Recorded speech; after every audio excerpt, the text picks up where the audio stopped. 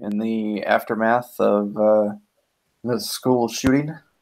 Some different angles on possible solutions, just thoughts in general between the guests, and we'll see what happens. Got some different opinions here. We'll see how they mix together. So we got three other people in the room here that don't quite all agree, so we'll see how it goes. So we got Real Everyday, we got Red. Howdy.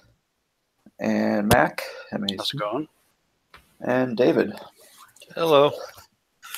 All right. So let's look at,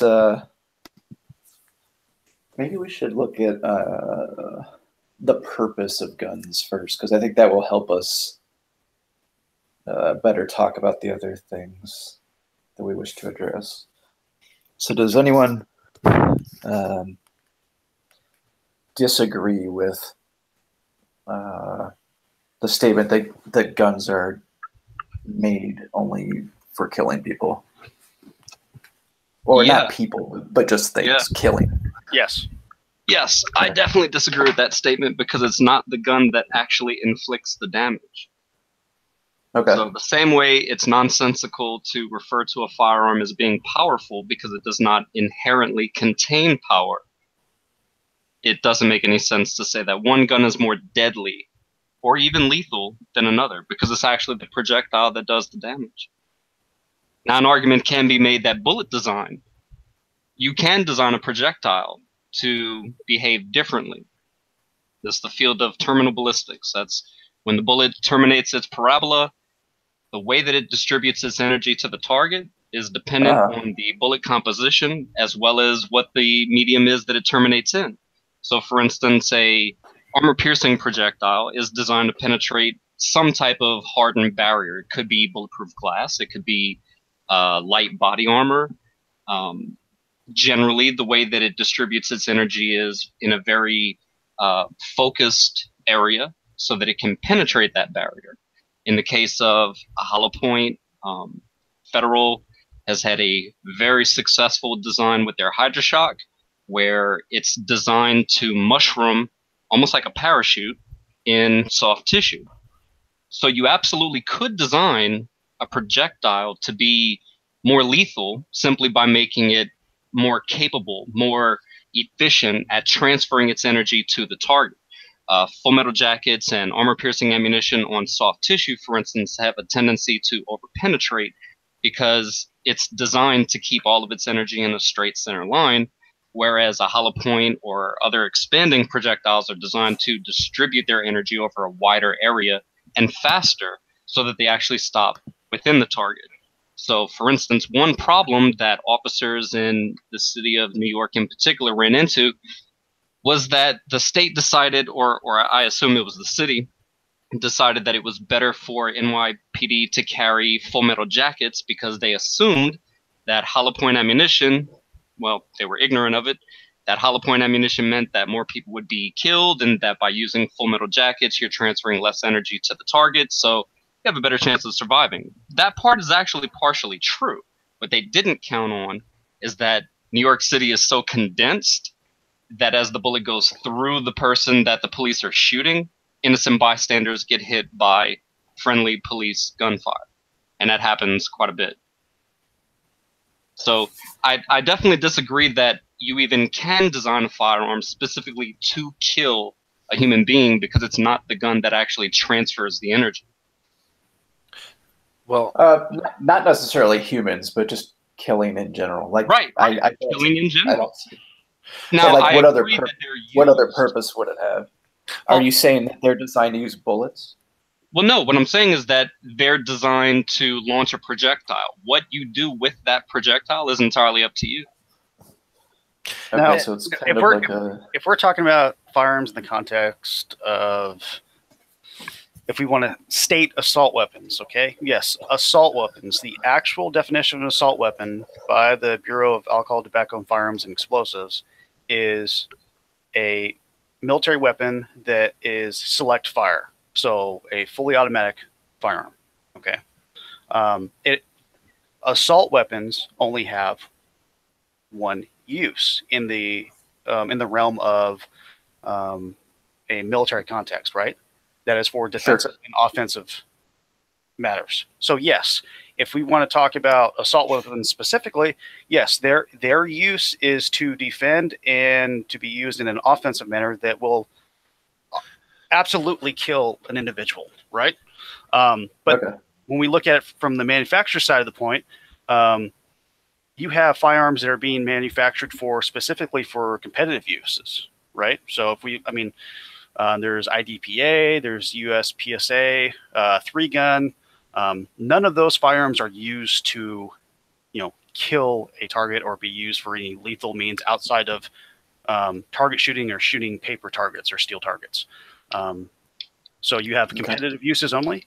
Obviously, there's target shooting within the Olympics, which has been going on for a long time.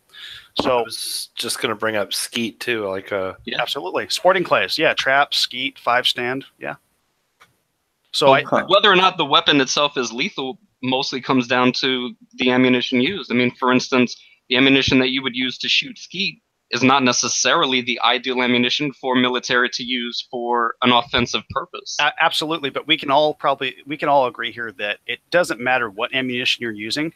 A firearm can and will be lethal if used in that manner. Sure. That's not debatable. I guess the only thing I'm thinking that might include the firearm is the rate of fire, for example.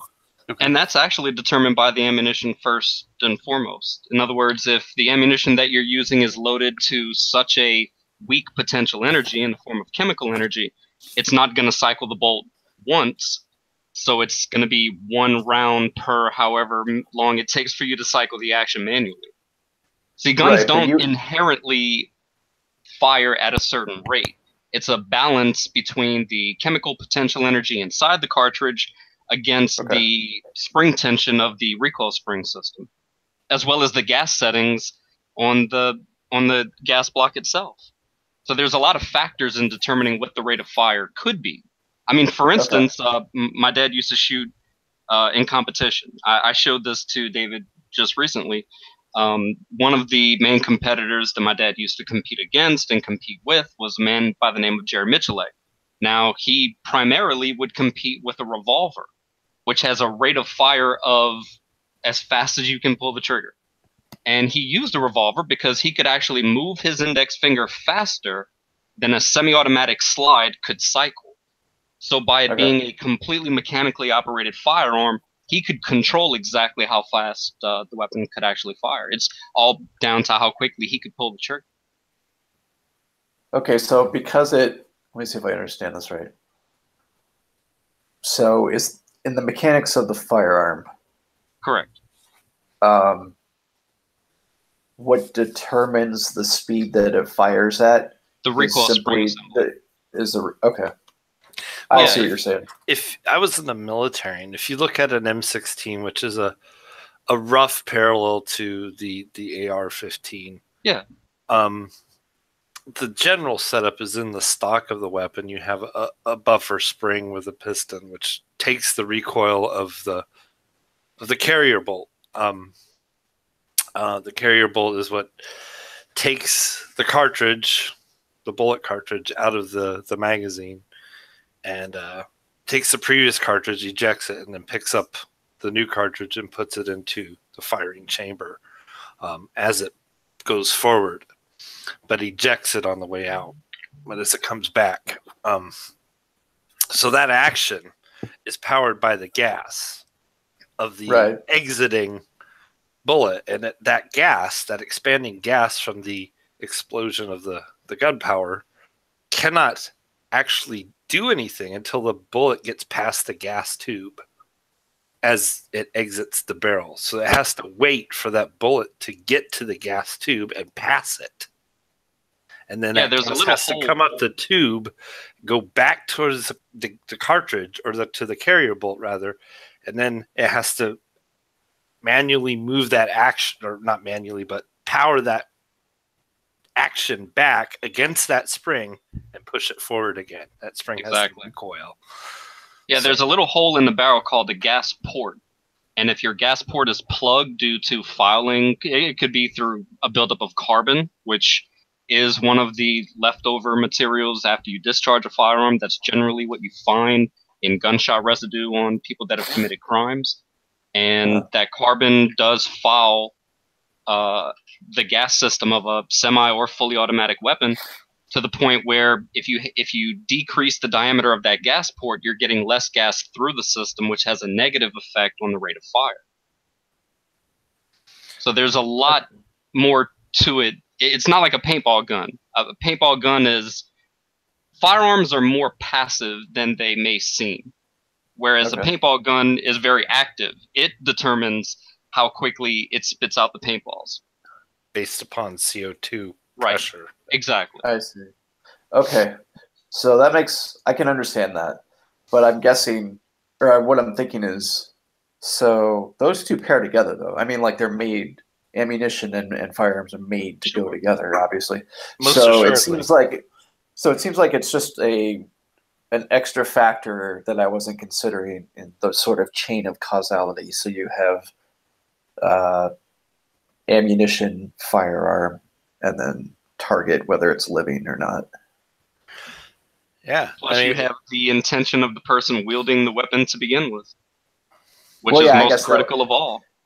Yeah. Well, I was thinking more like, so like when the ammunition is designed, that's when the purpose is really determined. Yeah. Because what I'm trying to get at.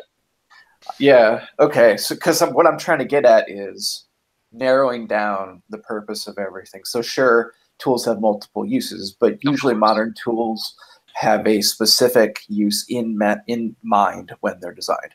And being 100% literal, firearms are designed to launch projectiles, and it is entirely up to the user where they decide to launch them. And apparently there's an epidemic of people wanting to launch them at fucking school children. Oh, sorry.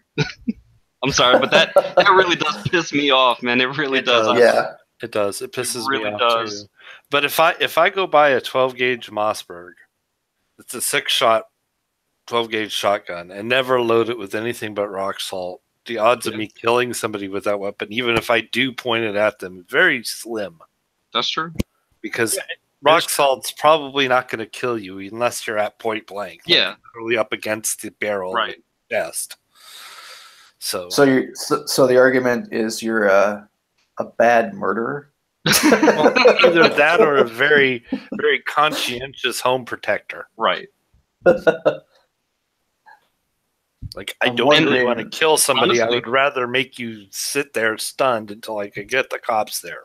I don't know, because this is not something that I've ever looked into, but I would not be surprised to learn that you are actually in more legal peril using rock salt to defend yourself than an actual cartridge of, I don't know, buckshot or birdshot or something like that. Well, so a lot of times the law tends to frown upon maiming. Yes, absolutely. Because there's that continuum of force, right? When we talk about self-defense, and depending on your locale, but for the most part, it's almost absolute that the only time you are legally allowed to defend yourselves or those around you is if if you or those have a fear of great bodily harm or death.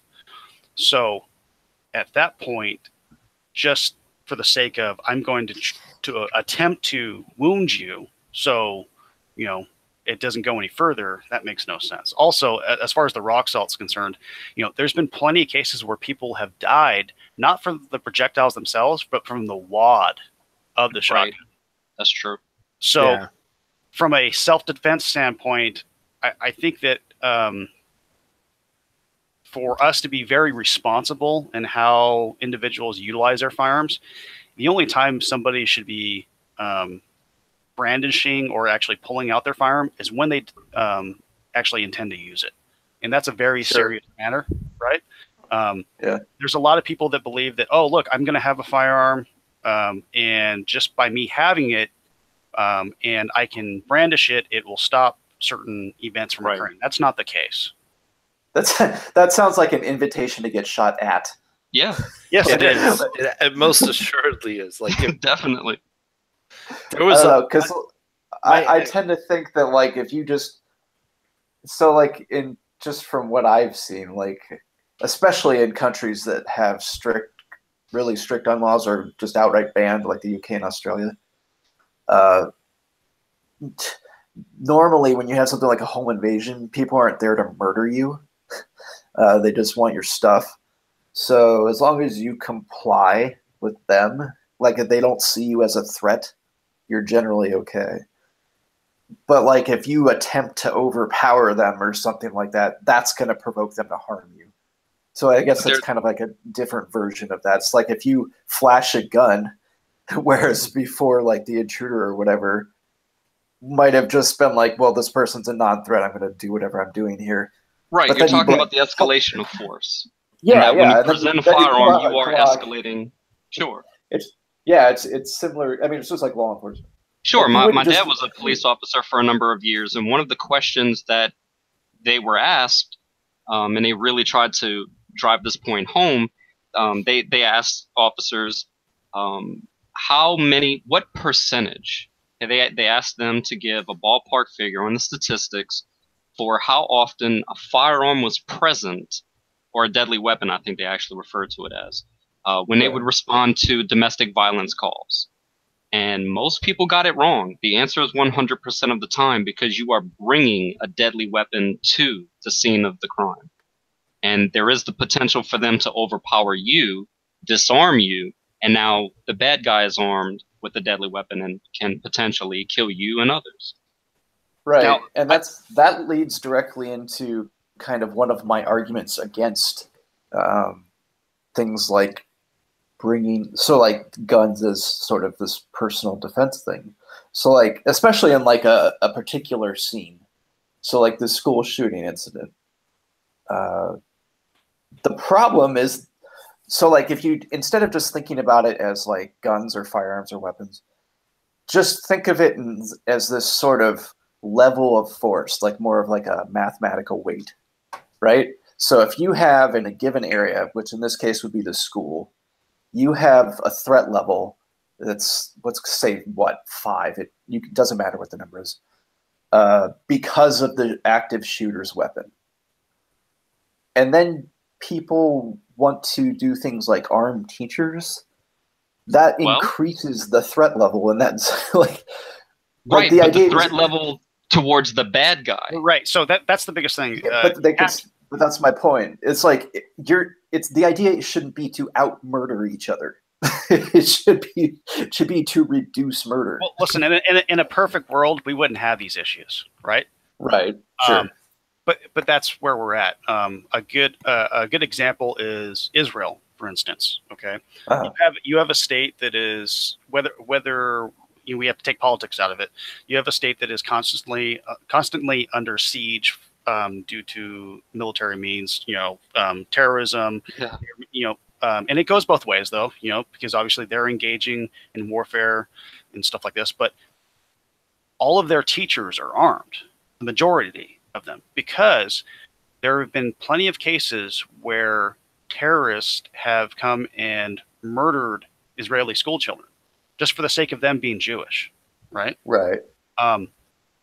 And from the time they started arming teachers, those numbers have drastically fallen to where basically it doesn't happen unless there's legitimate terrorism, or there's legitimate terrorism at play, So I see both sides of the coin, but there's also, you also have, gun-free, what was it? Gun-free zones when it comes to schools. So there's not, somehow we're not supposed to have any firearms at schools, but yet look what happens, right? So, and here's the thing: a lot of people are under the impression that it's easier to get a firearm today than ever before, and that couldn't possibly be further from the truth. Correct. When my dad was a kid in high school, they used to actually bring their shotguns to school regularly. It was legal. There were no gun-free zones. The Gun-Free Zones Act was in 1990. So prior to that, it was okay to bring a firearm on school grounds. It wasn't until after Columbine, really, that people were really terrified and thought they really need to double down on the gun-free zones. Well, the gun-free zones had been in effect for 9 years at that point. You know, a lot of people talk about assault weapons bans because they, first of all, don't understand what an actual assault weapon is, and that they already are the most regulated firearms in this country. That by definition, they have to be fully automatic. It was Josh Sugarman, head of the Violence Policy Center, the Brady campaign, that really helped to push the term assault weapon. I actually have a quote by him. I can send it to you as a source, but it says, "Assault weapons, just like armor-piercing bullets, machine guns, and plastic firearms, are a new topic.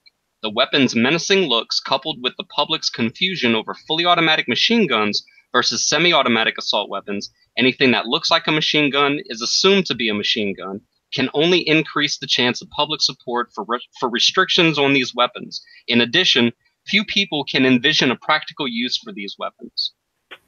So he helped to muddy the waters between semi-automatic weapons that the public had had for centuries compared to actual military, actual assault weapons. There's a little bit of a history that you have to go into if you want to find out the etymology, which I know that this is something that you have an interest in, so this is something you may want to take a look at. Sure. So it was Adolf Hitler. It was Adolf Hitler that coined the term Sturmgewehr, and it literally meant storm rifle. And this was the name given to the STG-44, which was in a lot of people's opinions, the world's first actual assault rifle. Prior to that, they were mostly using the MP40s. They did have some later variants that didn't become quite as popular during World War II. But most of their MP-designated weapons were chambered for pistol calibers, which is why, Mac, I'm sure you could better help with the pronunciation of the actual German for the MP, Maschinenpistole. Yeah. Something like that. But it basically means machine pistol. So it was a machine gun designed to fire a pistol caliber cartridge, which is ammunition that is designed specifically for sidearms. So you do have especially with magazines that go into the grip of the firearm, you are limited on the average size of the human hand.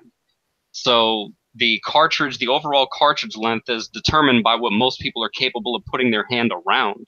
So most sidearms are designed for shorter cartridges because it has to be able to fit within the magazine well of the grip. Well, in the case of a magazine well that is outside of the pistol grip, there's basically no limitation. So while they already had pistol caliber submachine guns, originally the STG-44 was called the MP-44. But then supposedly Hitler looked at it and said, well, it's not a pistol, so we're not going to call it a machine pistol. We're going to call it a storm rifle or Sturmgewehr. And that's where the term came from. And it has been in use since then because it kind of set a new precedent. And you can look to Mikhail Kalashnikov of the Soviet Union, who designed the now infamous AK-47, where he clearly took much inspiration from the STG-44 and implemented it into his own rifle. And then since then, because of the ease of mechanical operation, the ease of cleaning and handling and utilizing, because it's not a big, unwieldy thing, there are certain criteria that have to be met for a weapon to be considered an assault rifle, generally speaking. So, and all of it goes back to the specifications of the STG-44. So you have like a 16-inch barrel, a removable box magazine, capable of fully automatic fire, a separate pistol grip and shoulder stock, maybe even a shoulder stock that folds or collapses. But it wasn't until 1994 when in America, people who don't know as much about the subject managed to convince other people who know even less about the subject that even the semi-automatic weapons that the American populace own are just as bad and potentially dangerous as all of these other ones. Well, they couldn't outright ban the guns themselves, so they tried to go around the Constitution by banning the features. So if you have a barrel shroud that prevents you from burning your hand when you're holding the rifle, that's one of the features. There was a list of, Mac, what was it, 7 features? Yeah. And you were allowed 2 of those 7, so you could have a box magazine fed semi-automatic rifle, but it could not also have a threaded barrel, a flash hider, a bayonet lug, and so on. So they Okay, tried so- to ban it by fiat. So just so I understand, so you're saying they make there's enough semi-automatic firearms that look similar to Yes. fully automatic? Yes. Yeah, you could go to Okay. Walmart. You could go to Walmart and get a weapon that looks almost identical to an M16 in the military. The real difference is the trigger setup on that on an M16 allows you to fire. The current one is a 3-round burst. The one that started out was a fully auto weapon. But the one in stores, it's a semi. You And pull actually, trigger once. the AR-15 actually came first. The AR-15 Yes. actually came first, and it was semi-automatic originally. Of course. When it was issued to the Air Force, it was semi-automatic. But when the Army took an interest in it, that's when they said, well, we would like it to be select fire, which allows you to actually have a fully automatic mode. Mm-hmm. So the biggest difference, you have to put these firearms into 2 categories. Okay. The ATF, who is the governing agency, governing body when it comes to firearms regulation in the United States. Okay, they do not make law, but they make policy, and the policies that they make have to be followed verbatim as if they were law, as if Congress passed them. Okay, Right. they have been given these powers by Congress and continue to act upon those. So you have assault weapons, as Red has just explained. They're military. They're actual military firearms. Okay, that are select fire. You have sporting rifles or sporting firearms. Okay, that is everything else that comes into that. Okay, and I'm talking about single shot, bolt action, semi-automatic firearms. Okay. Okay. So when you have so-called experts talk about the AR-15 as it being an assault weapon, well, if that firearm is a semi-automatic firearm, meaning you squeeze the trigger once, you pull the trigger once, and it only fires once, right? And you let it up the trigger, and the disconnector works, and it resets, and you fire again. That it's not an assault weapon. So most of these experts automatically go to the looks. They were like, "Oh, the AR-15 is an assault weapon." No, it looks like the M16. Exactly what Josh Sugarman said. The public's confusion over semi-automatic weapons and actual assault weapons. And he helped muddy the waters on that. He used that as a political technique, which is really unfortunate because muddying the waters in any debate is never, it's a very dishonest way to argue. It's also the reason why they have often pushed people to argue for appeals to emotion. Think of the children. It's the same argument they've made for abortion and porn and video games and violent movies and everything else. You could. So I'm just wondering, like, go ahead. No, you go ahead.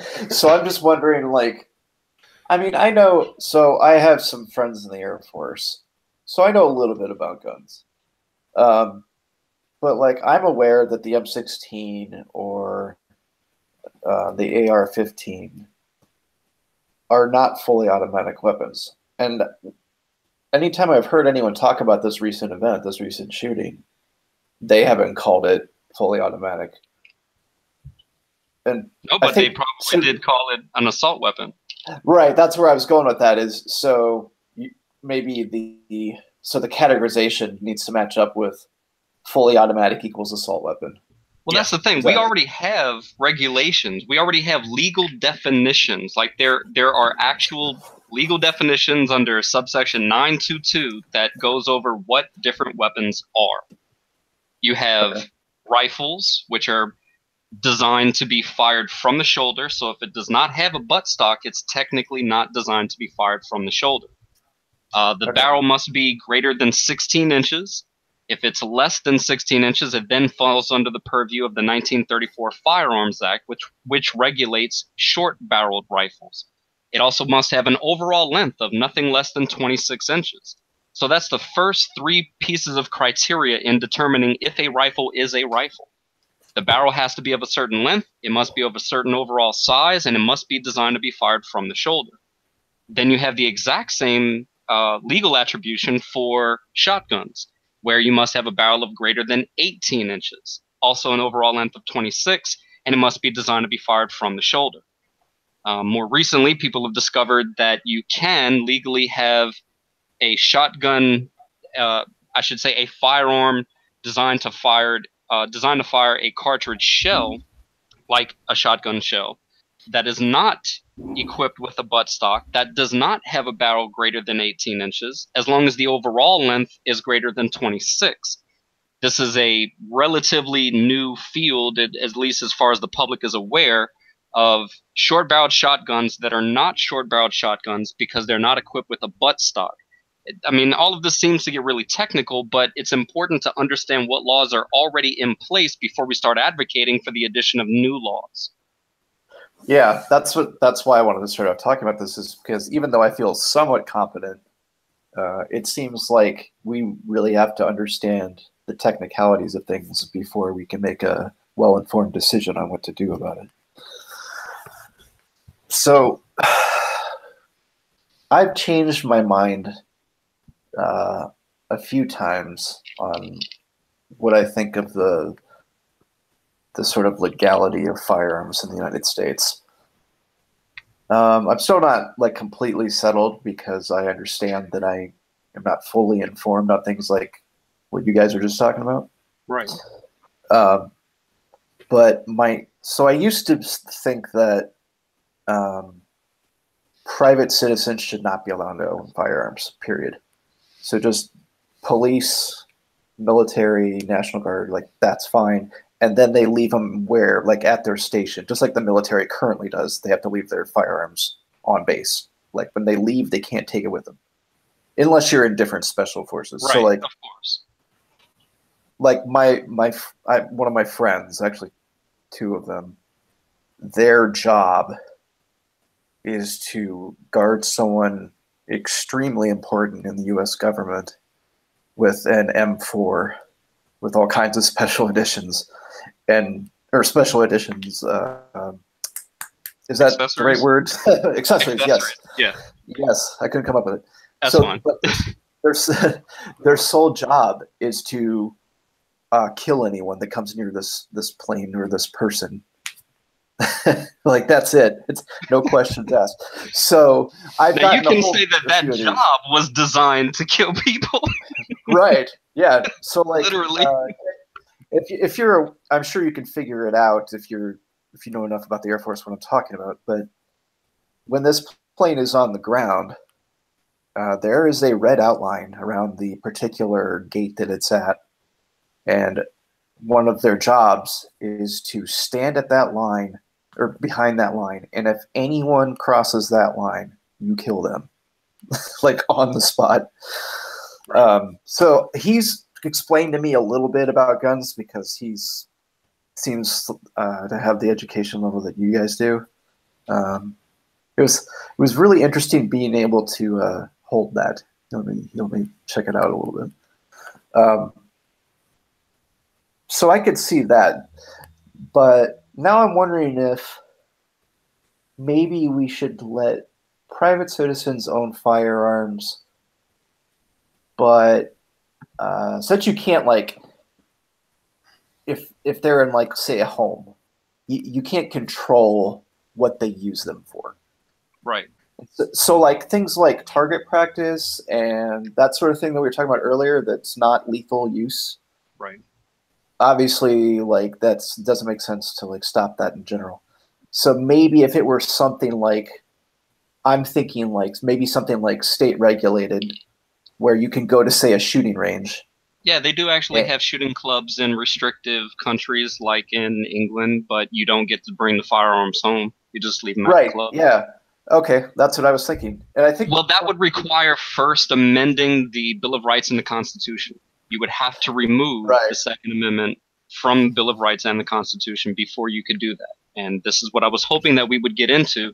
We have had, so just because legislation is passed, that does not mean that it's constitutional, as was illustrated by DC and Chicago's handgun bans. Both were ruled unconstitutional. But how many years were they in place? Right. Well, I guess what I'm thinking though is, so it's probably a better idea to come up with potential. I mean, this is just my position. No, I understand. I understand. But I think if people come up with a position first, or what they think is a solution, That and I then, think I do then we have. then we can do whatever, we can make whatever law changes. That's a separate subject of, okay, now how do we implement this in law? So where you're coming from is, and we're talking specifically about how do we stop these tragedies from happening. Right. School shooting. Or even simple murders. Okay. I mean, it's not going to be 100% effective, of course, but it'll be a hell of a lot better than nothing. Right, because we have, I mean, at the end of the day, there's two sides of the coin. There's one where you have crimes that have been committed by individuals that purchased firearms legally, right? Right. And then you have crimes committed by individuals that did not purchase them legally, did not go through the proper steps on the black market, blah, blah, blah, So you have to look at both sides of that argument, because while you regulate, let's say, the law-abiding citizens, right, you will do nothing to stop criminals from gaining access to firearms. Yeah, I've thought about that a lot, and it seems to fall into the same category. Like if you do an analogy, so like I said this on Twitter the other day to Marco Rubio, tweeted out something somewhat similar. That's like saying sexual assault laws won't stop serial rapists because they're determined to do it. So let's not have sexual assault laws. Well, no, it's not the same thing though, because that strikes me as ridiculous. Like, I don't see the difference. Well, the thing is that we already have now. Red and myself were actually talking about this before we came into Google Hangouts. There's been some skewed numbers about how many firearms laws we actually have on our books here in the United States. There's been a number that has been accepted by both parties, but it is actually false. There's for the longest time, people have been saying that we have 20,000 firearm-specific laws on the books. Okay. I will just say that we have numerous firearms laws. We have the most restrictive firearms laws in the world when it comes to individual use as far as law-abiding citizens are concerned. And I'm not talking about outright bans and stuff like that, right? Yeah, they're regulated. They're more regulated here. Right. We have more regulations. We have more gun control policy. The issue that I find that that has been an issue is that while we have some of the most stringent background check measures to stop an individual who is a prohibited person from gaining access to a firearm, there's measures that aren't taken to properly vet that individual. So let me step back. I'll tell you a little bit about my background. And I'm not trying to be biased one way or another. I am a firearms owner. I actually work for a defense contractor, who manufactures firearms and components. I'm actually the president of a firearms club, or a gun club. We are a 501c4 nonprofit that provide education, and we work very closely with local law enforcement. So in a previous career, I actually managed a firearms retail store, a gun shop. And so I understand how individuals, the process with somebody walking in, them deciding that they want to purchase a firearm, and then the proper steps that they have to take to be able to purchase that firearm legally, right? Okay. Now, in the state of California, and in compared to other states, the California Department of Justice Bureau of Firearms, they control the entire background process. Unlike, let's say, Florida or Minnesota, there's only a handful of states that don't utilize the NICS system through the FBI, which is the National Instant Criminal Check System. Right. Yeah, I've seen that before. Okay, which the shooter during this last tragedy in Florida, he was able to pass a NICS background check. And the issue that has come up is, one, if a person is a prohibited person, okay, the state that they're at, they must send the information directly to the FBI. The federal government must know if they're a prohibited person. There's a handful of different types of prohibited persons. One, you're a felon, right? You lose your gun rights for the rest of your life. Okay.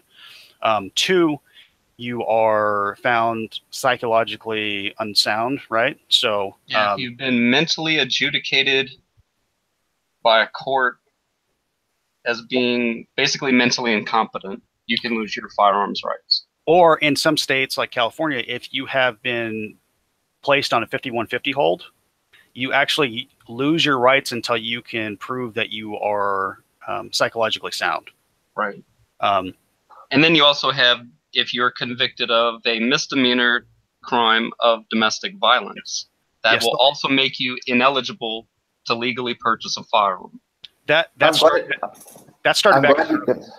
Go ahead. I was just saying, I'm glad you guys brought this up, because right before this, I was reading some recent news and on guns, and it was talking about, so there are 5 states currently in the United States that do what you're talking about. I think it was California. No, these are federal. As far as domestic violence, that's federal. That's the Lautenberg Act. That happened in the early 90s, to where any form of domestic violence, if you are convicted, whether it be misdemeanor or a felony, you lose your rights for the rest of your life. And the only way that you can actually gain those rights back if you were pardoned by your state's government. Right. See, back in '68, you had the Omnibus Crime Control and Safe Streets Act, as well as the Gun Control Act of '68, and both of those sought to make it illegal for certain people to possess firearms, and that's where the list began back in '68 of who is and is not allowed. I mean, it seems the way that, for the most part, our rights are set up, we have as many rights as possible, and then restrictions are placed where necessary, as opposed to a dictatorship where you begin with, well, you get no rights, and then I determine what you can have. Right. Like North Korea. So just going back really quick. So in certain states like California, right, you can be denied purchasing a firearm just based on the fact that you have a traffic citation that is unpaid. Okay. So here they link, the Department of Motor Vehicles is linked to the California Department of Justice Bureau Firearms database. It's called a DRO system, the Dealer Record of Sale. And so what an individual has to provide to purchase a firearm legally, well, for one thing, you have 2 ages. You know, you can purchase a long gun when you're 18 years old and a handgun when you're 21. You have to provide a identification, so whether that's a state ID or driver's license. You have to have a firearm safety card here in California. And what that is basically, it's a 30-question multiple choice test that an individual has to go through and pass before they are issued a firearm safety card. From that point, you have to provide a form of like a utility bill or a car registration to prove where you live. And then from there, the individual would fill out a federal form. It's a form 4473. And that goes through first name, addresses, aliases, stuff like that. It asks a series of questions. If you are a prohibited person, or stuff like that. You can't even be a marijuana smoker and legally possess a firearm. No, you cannot. They actually changed. They revised the form. I think wasn't last year, but the year before. I think it was like 2015 or 2016. I think it was 2016 when more states were allowing or were legalizing. Decriminalizing. Yeah. Well, they were legalizing, right? There's some states that actually decriminalized it, but now that it's legal for you to actually purchase. Right. So they changed that. So there is a process. It's not a very quick, speedy process to purchase a firearm. In the United States, legally speaking. And I should just point out that prior to the 1934 Firearms Act, you could walk into a Sears hardware store and purchase with cash a fully automatic Thompson submachine gun with no proof of registration other than a sales receipt from the clerk. Yet we didn't have these type of mass shootings back then. So my only point in bringing that up is to say it's not a proliferation of firearms or access to firearms that has changed in the way that people think that it has.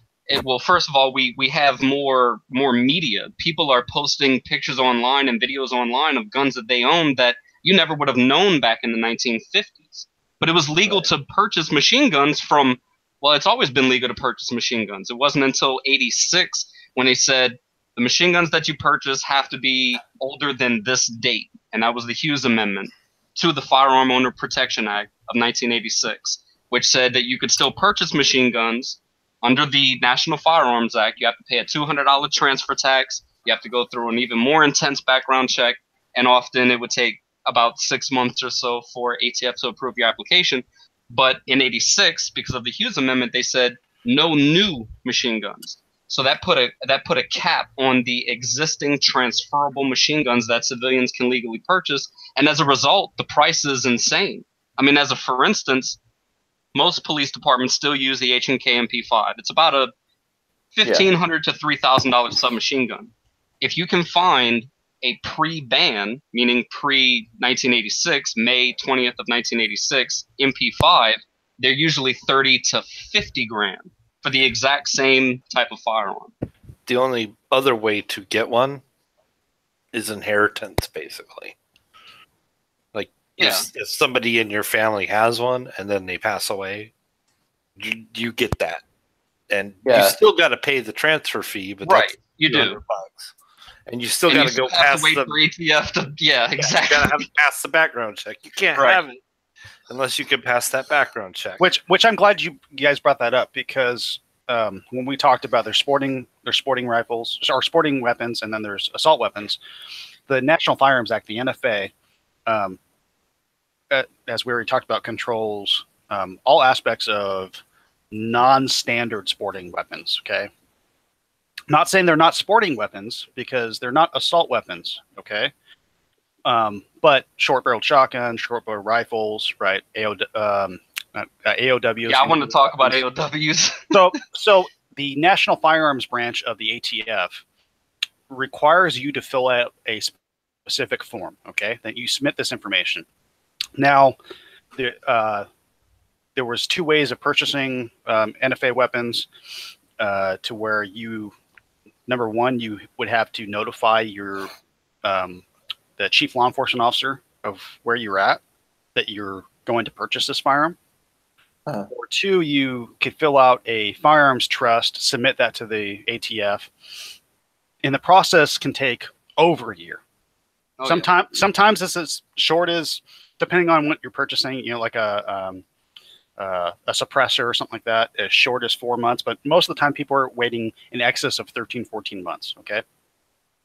And there's an extensive background check done on that individual, far more than what the standard NICS check does. And this is in California? No, this is federal.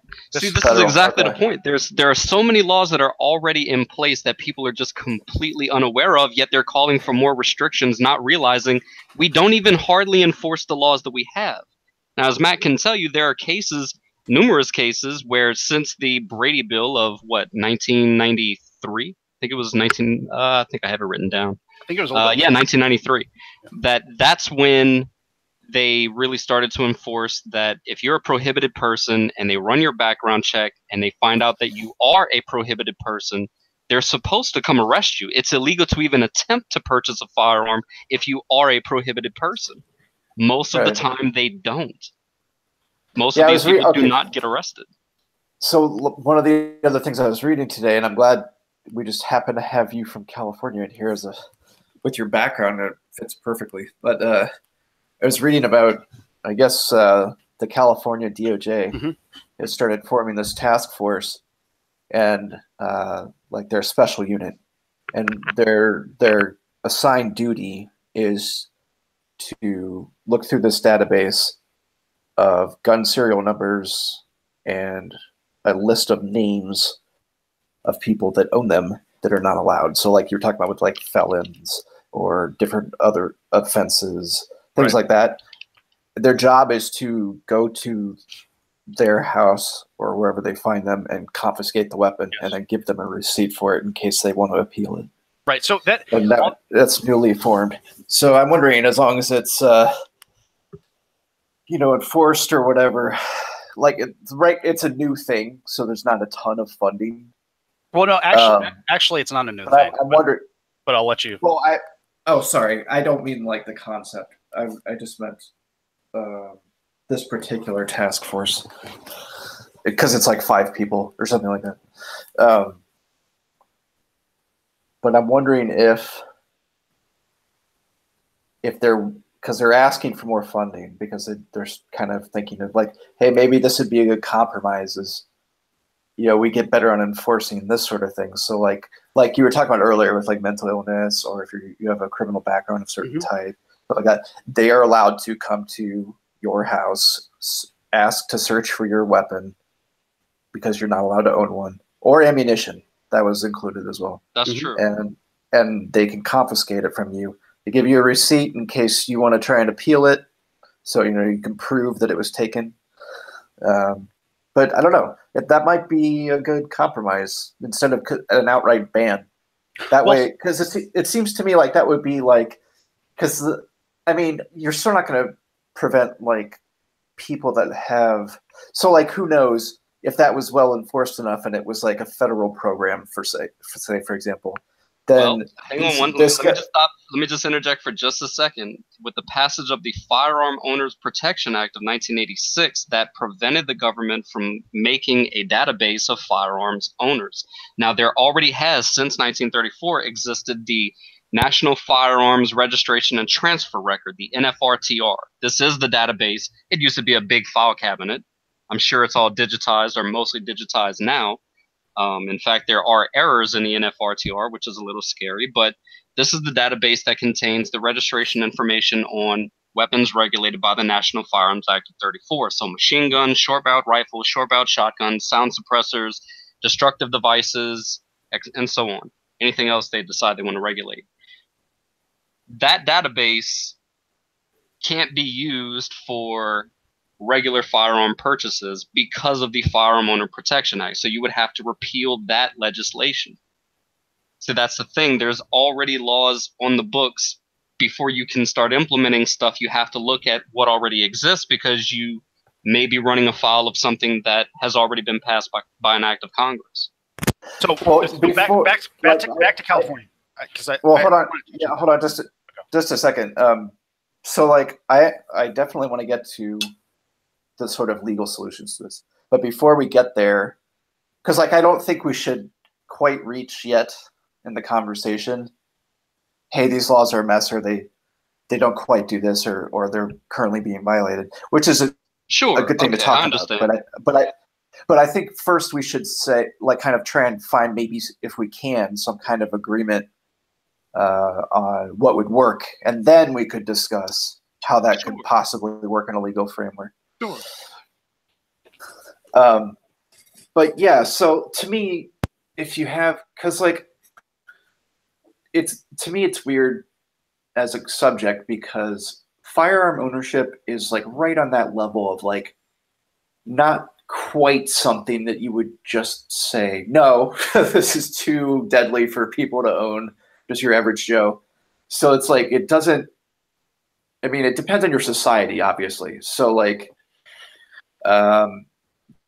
the UK, for example, like they totally embraced it, or Australia, after they had that last shooting, I forget the name of it, Harvard or something. That's when they went to the government was like, yeah, this isn't happening anymore. We're confiscating your weapons. We'll compensate you for them. And the population was fine with it. They're like, fair enough. But like, you can't do that in the United States. No, that would never go down like that. No, the best estimate that I recently read said that over 37% of the U.S. population reports to possess at least one firearm, or that someone in the home that they reside possesses at least one firearm.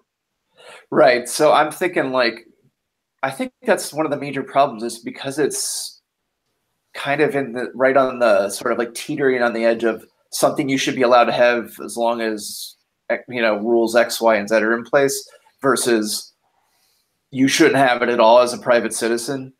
makes it really hard to talk about how to do something about this, because it's No not doubt. it's not so extreme though to be like, well, yeah, I mean, obviously you can't like own an RPG. That'd be ridiculous, or something Well, I like just that. want to point out that another reason it's difficult is because generally the people that are saying that we should compromise, they don't give anything in return. It's all take and no give. So, for Right. instance, I'll give you an example of a fair compromise. Mac and I were just talking about this recently. So, there are already regulations in place, and some of them we believe them to be redundant. Like, for example, you can legally purchase a sound suppressor in England without any kind of red tape at all.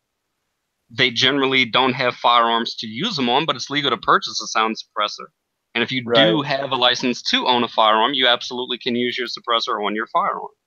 But in America, they are highly regulated. They've been regulated since 34 because people were afraid that they would use them for poaching, which is already a crime. So you didn't actually prevent poaching. You just made it so that they'll have committed 2 crimes if they use an unregistered suppressor when they do it.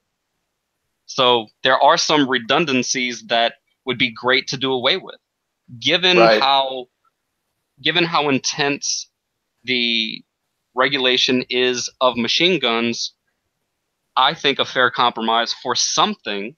So let's say you come up with an idea for some arms controls, and I say, well, what I would like in return, if I agree with that, is that we repeal the Hughes Amendment. I'm not asking that we do away with the NFA entirely. I mean, I would like to see it not be there, because I think if you're a civilian, if you're a law-abiding citizen, and if you can lawfully possess a Title I firearm, which is a regular 16-inch or greater barreled rifle, I don't understand why, just because the barrel is 1 inch less, you should go to jail for 10 years and face a $500,000 fine because you didn't give $200 to ATF because of a half an inch of barrel. I mean, that's literally what it boils down to. So repeal the Hughes Amendment. Repeal the Hughes Amendment so that I can still purchase new machine guns and not have to pay $60,000 for them. Right. It'll still be the same registration process. I still have to pay the $200 tax to ATF. I still have to go through the intense background check, submit fingerprint cards, passport size ID, and the application in duplicate. I still have to notify my chief local law enforcement officer. That's fine, but just repeal the Hughes Amendment. See, that would be a step in. That's a compromise. Well, Like, let me just illustrate this. I read this as a comment online. I thought it was hilarious, but it really does highlight the problem when people say that we should compromise. So this person was making fun of Senator Chuck Schumer. He said, I believe Chuck Schumer should drink a glass of raw sewage. He thinks he should drink a glass of water. Therefore, we should compromise and he should drink 50% water, 50% raw sewage. That's not much of a compromise. not much of a compromise. Not at all. I was thinking about, one of the things we compromise on is there's this thing where we don't, there's this, the CDC, the Center for Disease Control, has their hands tied when it comes to the study of the effects of, the gun crimes that are committed and the types of mental disorders of the people that do commit those crimes. And Right. for that connection, that there's a correlation, no doubt, but for us to not be able to understand that correlation, if there is a causation present, Right. is absolutely ridiculous. For their hands to be tied, for that study to not be able to take place, it's ludicrous. Yeah. It's Well, absolutely ludicrous. yeah. You got to be able to study that. And if there's if there is a group of mental disorders that cannot own weapons, then we need to know what they are. True. And if there's another group of mental disorders, because there's most people with mental disorders are not going out and committing crimes. They're the victims of crime. That's Yeah. true. So Yeah. Well, I'll hold on just a second. Yeah. So I research different topics in sociology, specifically deviance, which very often includes crime. It's not quite the same thing. And I couldn't be happier that I found someone else not in academia that agrees with the CDC thing. like to me, like even groups like the NRA should be in support of the CDC. They're the ones that's largely responsible for hindering it. But it's like No doubt. if you were like, it seems to me like if you want to, like if I were into guns, I'm not, but let's say I were, like as a non professional use. It would seem to me, I mean, that you'd want something like sensible background checks and things like research so we can be better informed on gun policy and laws and understand what's going on as the problem. That way, we can still try and reduce as many deaths as possible and infringe as little rights as possible with the current setup. Well, because it seems right now that it's just a giant mess, and then we're not allowed to figure it out. And I understand completely. I was talking to Red the other day about this. It was like, okay, or maybe it wasn't Red. I forget. I think it was Red though. But it was. We were saying the NRA used to be about gun safety, and now it just seems to be a lobby to stop gun regulation. Which, if that is literally what it's turned into, is this gun lobbying, then it totally makes sense that they're trying to stop research. Because if they're trying to stop gun research and keep the laws the way they are now and keep gun sales up, that's the whole purpose in life for that organization to exist. It has nothing to do with gun safety at this point. Well, yeah, and they kind of act as a shield for when stuff like this goes down to absorb all the criticism. Well, because if they didn't exist, people would be talking about the manufacturers.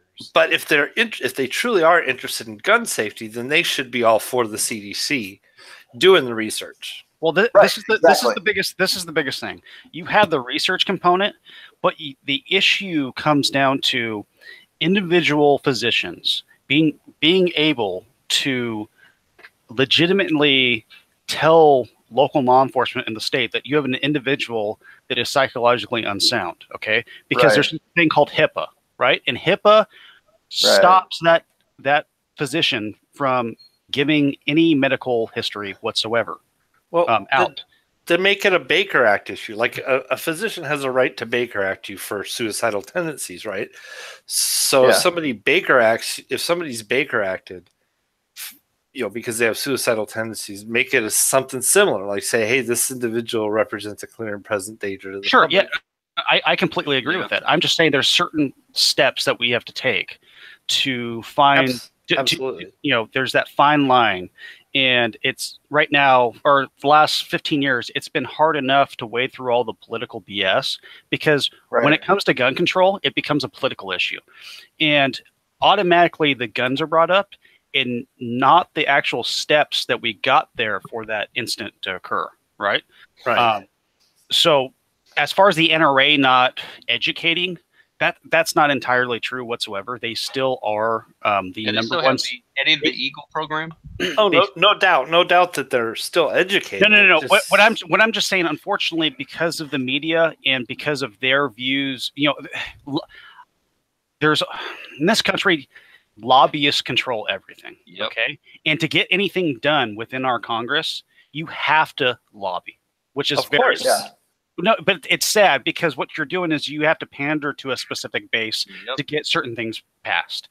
And that's part of the problem with how our political system works. Yeah, we're not fans of it either. Don't worry. No. Yeah, so that's what I was going to say is, I don't know. So like, let's say I'm on the side of firearm owners or interests or whatever outside of like a job.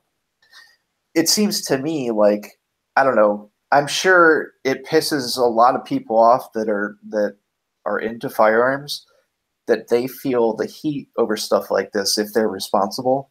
Well, we're the ones being attacked. That's what I mean. So literally. Yeah, that's what I'm saying is like, if that were me, that's why another reason I'd want all this stuff done, because even though I'm currently considering, like, as my position, some form of extreme control and possibly bans, it's not because I have that as my end goal in mind. Right. Like, my end goal is to sort of human flourishing, right? Yeah, to allow as less people or least amount of people to die as possible. Of course. Balanced with, right, and balanced with as many people allowed to own firearms as reasonably possible. And so, like, if somebody comes up with something through research that's a solution that I hadn't thought of, that's what I want, because, like, that's my end goal. I'm not out to make it partisan. Let's see what we have in common. First of all, the reason I brought up the stat that I found online as far as the percentage of people that report to have or to at least reside within a home that has a firearm is to say that obviously if there are somewhere between 80 and 120 million gun owners, we don't have 80 to 120 million murders, not even a small fraction of a percent of that.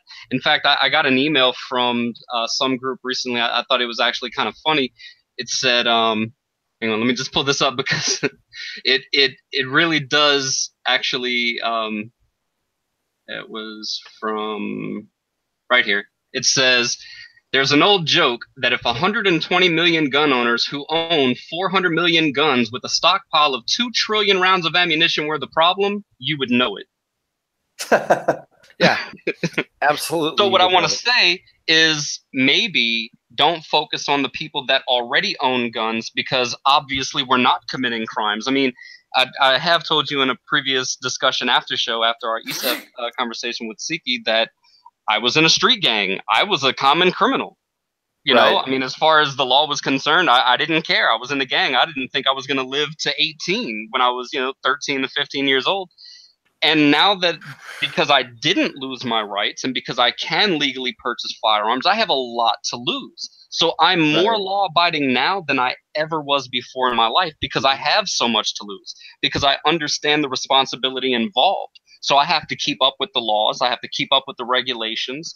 What I would like to see is that the people who understandably are concerned about our children being killed in schools, and us as well, and for us to recognize that neither of us are necessarily the problem. A really good portion of the people that go on shooting sprees are people that are relatively new to firearms. These are not people that have over 100 guns in their collection. These are not people that generally grow up actually learning about firearms and firearm safety. These are mentally disturbed people who walk into a gun store looking for a tool that will allow them to reach their goal, whatever that goal is. And it's usually the death of someone else. So why don't we focus on that market? So you have the gun community, that I'll just refer to them as, which is over 30% of the population. They're not the ones going around shooting up schools. It's the people that, by proxy of having purchased a firearm, would make them part of our community, that we maybe need to start laying down the actual roadblocks. So how can we make it so that someone who wants to purchase a firearm for the purpose of inflicting harm can't? There is something that the state of Nevada is doing. I don't know exactly what it's called. I don't know when it went into effect, but apparently they require first-time purchasers of firearms to go through a training program. Well, you're probably not going to go through all of that if you just want to take the gun home and shoot your wife in the head. You're not going to go to class for a month, Right. So my point is, any restrictions imposed, if those restrictions are directly imposed on the people who are not yet gun owners, I think you would actually have the support of gun owners, because then you're taking us out of your crosshairs. So now you could have a truly bipartisan solution that, how could we possibly disagree? You're right. So, and also you have to look at it from this too. You have new firearms owners, or people that haven't purchased yet, right? But then you have the owners, or the people that have, let's say, numerous firearms. Now, I'm completely fine with periodic checks, as far as you have to do yearly physicals or whatever. And if there's a way for if there's a way for your physician to figure out if you are still mentally sane or capable of being able to own a firearm. Because at that point, it's the same way as if you're found not mentally capable to own a firearm, you shouldn't be able to drive a vehicle. Right. I was just going to say that. Like, I wanted to know how you guys would feel if, say, in the same way you would get like a driver's license in the United States. So, like, let's say when you buy your first firearm, you have to go through like a mandatory training of like safety, how to properly use it, store it, all that stuff. So let's say you do that the first time. and then every once in a while, every couple of years or whatever it is, you have to renew it. You have to go redo it, just like a driver's license. Hell, dude, Right. you To me, could do that's one not- better and just make all 18-year-olds go through the program, whether they intend to purchase a firearm or Yes, not. Absolutely. Actually, what I was going to bring up was during, up until the mid 80s, firearms education or education in general was actually a part of the public school system throughout the U.S., specifically in the Midwest and the North. And whether people liked it or not, it wasn't about trying to indoctrinate students or children to believing that they should buy a firearm. It was about providing them the opportunity to be educated on this subject, right? And to make sure to know not to touch that object, right? That seems to me like something. So like I'm a big advocate for reintroducing civics as a subject that's part of a core curriculum in the United States. Oh yeah. And it seems to me that would fall under that course because it's part of the Constitution. Sure. Yeah. Another thing too that I was thinking, and I've been thinking this a long time, is there's a lot of states, and I'm not sure. I think Florida is one of the big ones where there's like a huge loophole when it comes to gun shows. Like I could go to a gun show and buy a firearm without a background check whatsoever and just walk off the gun show floor with it. That's Yeah, not I've actually a seen that. loophole. That's actually the way the law was enacted. See, in 1968, when they But it's a loophole where you don't have to go. You don't have to go undergo a background check. So if somebody wants to get in on, it's not a loophole in the sense that it was designed to be that way. It's just someone kind of because like that's the way that it always was until the Federal Firearms Act of 38. Yeah. right. So like, I went to a very large gun show with the friend I was talking about previously, and I personally witnessed several people just straight up buying guns. Absolutely. And the reason that they were allowed to do that, and I'm assuming this is what you're talking about, is because the way that the vendor was set up was it could be considered a private sale. Well, yeah, private sellers can go to gun shows to privately sell their own collection because there are no restrictions as far as person-to-person transfers, at least in most states. California doesn't allow it for handguns and not even long guns anymore. No, not long guns. No, we haven't had private face-to-face transfers since the early 90s. Wow. Right. So I guess what we could probably agree on is the way to mitigate that issue would be for an individual, a gun show. Okay, so if let's say you're hosting a gun show, the only way for you to purchase a firearm from a private party would be that you would have to somehow utilize a FFL middleman or somebody to witness the sale. Actually, all they have to do is allow civilians access to the NICS system. No, I was actually going to bring that up. So there's that aspect of it. I mean, if I can call, and I mean, for instance, my dad's cousin's husband is a former state trooper. He previously owned a fully automatic M16 and is familiar with the laws. And whenever he privately sells a firearm, he personally elects to go to a dealer and pay that dealer to have the person fill out a 4473 and run the person's background. Now, you can legally do that, but most dealers do charge money for it. Right. So in order to maybe not disincentivize people from actually running people's background checks, give us access to the NICS system. Allow me as a private citizen to call in and provide it could even literally be a 4473. We'll make it more like transferring the title on a car versus making it so damn difficult to jump through hoops to do. Well, I had an idea here in California. So California has, like I stated, their firearm safety certificate. Okay. And you have to renew that every so often. It's every 5 years. Okay. And if they would just link that to your driver's license or ID, right? We wouldn't have these issues. So if you go to a gun show, see, in California, they don't utilize the NICS system.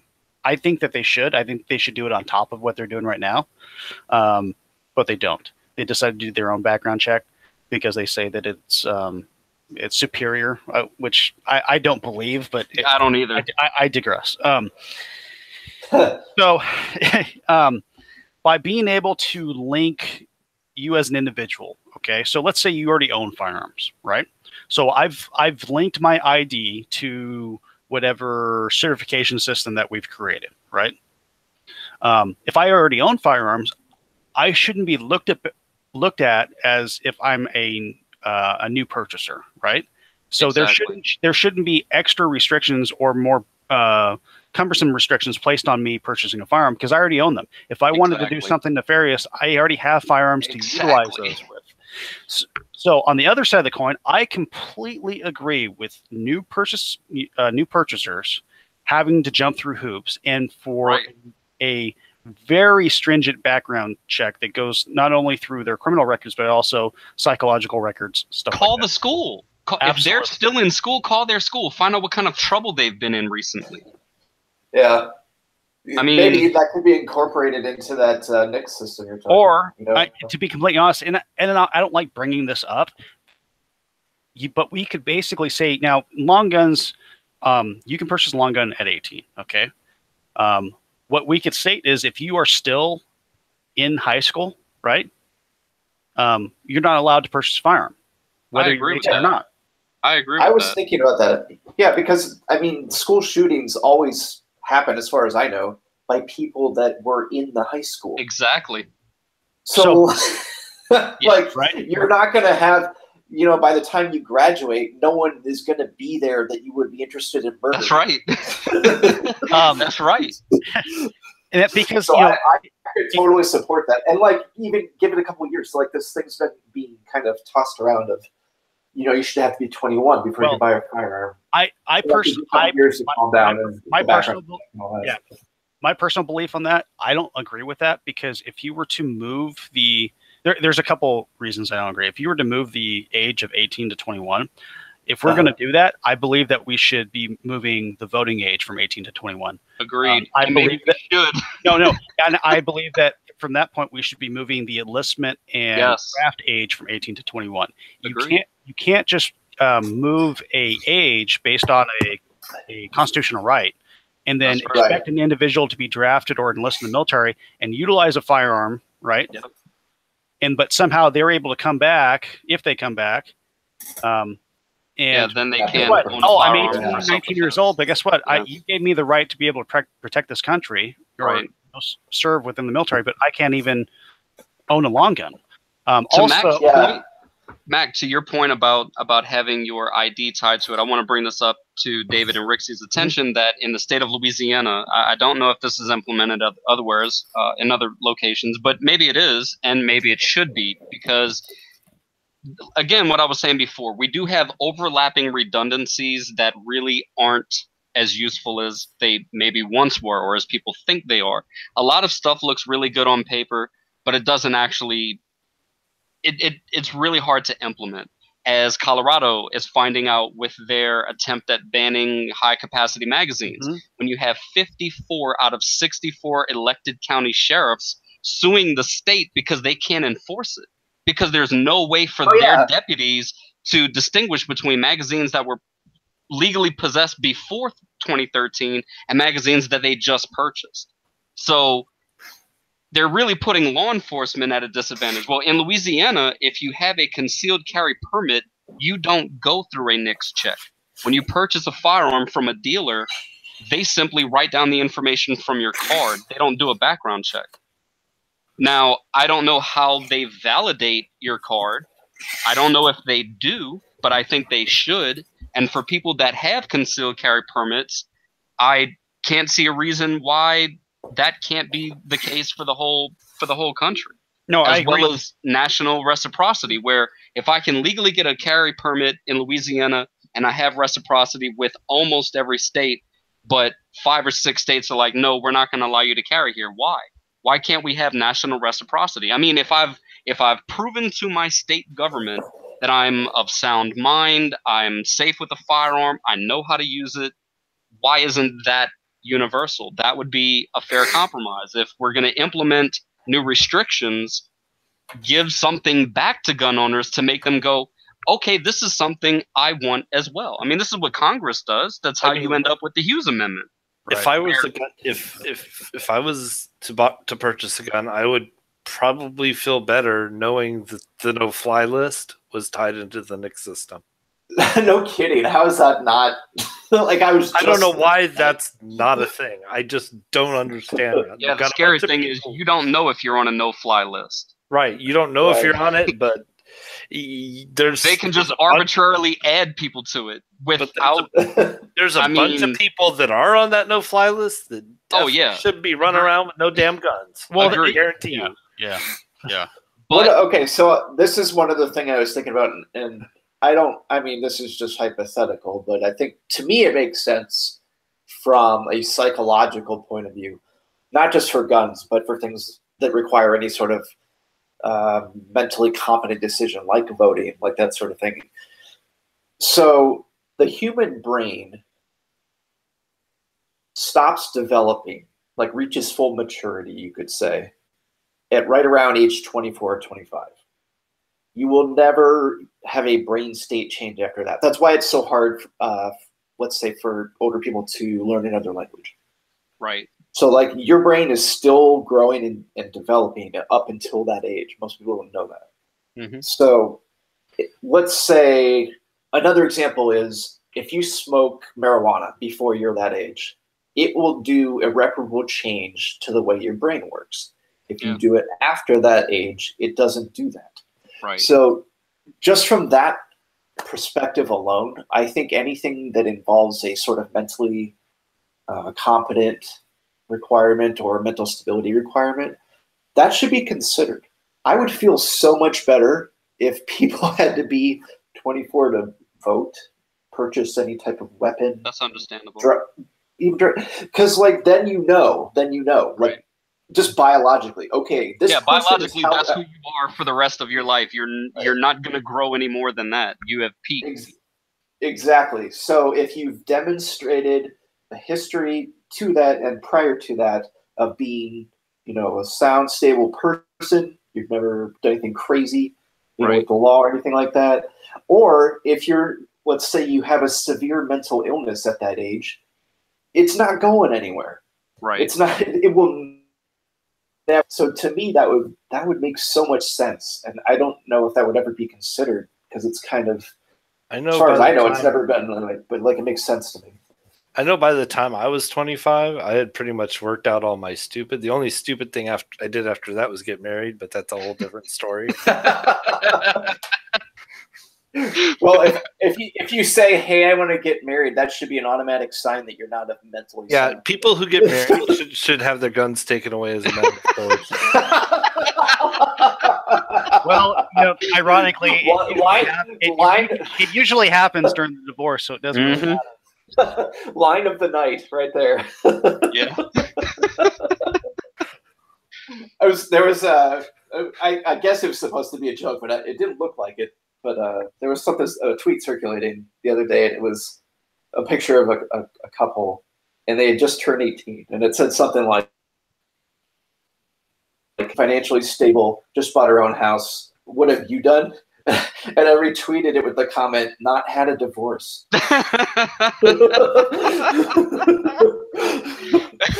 It's like, I can tell you, it's just from sociological research that those are doomed. Oh yeah. There's so many things working against them. Anyway, that's a side note. Well, that's the thing. This can be a really dark topic. It can be a very politically charged topic, and maybe it's because of the vitriol and the rhetoric, and maybe we can tone that down and let's look at this honestly. Who really are committing the crimes? And let's focus in on them. Because let's be honest, if there were 10 times more firearms right now than there were yesterday, but no one wanted to harm another person, we wouldn't even be having this conversation. Yeah, so and I agree. It's the people that actually want to harm people That's the problem. And as we can see from the more recent attacks in Europe, that's becoming very common, where people are using vehicles in attacks. You don't even need a firearm. In fact, a firearm is maybe a little too conspicuous, because you do have to remain undetected with it, because if you get caught with it in these restrictive countries, then you won't be able to carry out the crime. Whereas a big white van, obvious what you're going to do with it. Yeah, exactly. Yeah. But a vehicle, nobody sees it coming. Apparently, literally.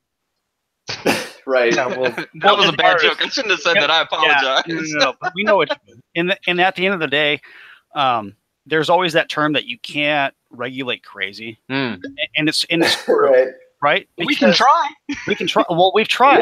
Yeah, we continue to try. We're going to continue to try, and that's the biggest thing, because if you're talking about gun crimes, like the UK, for instance, okay, their gun ban that happened in 1997 wasn't a result of a large amount of gun crime within the UK. It was because of one incident. It was the Dunblane primary school shooting that killed 16 people in 97.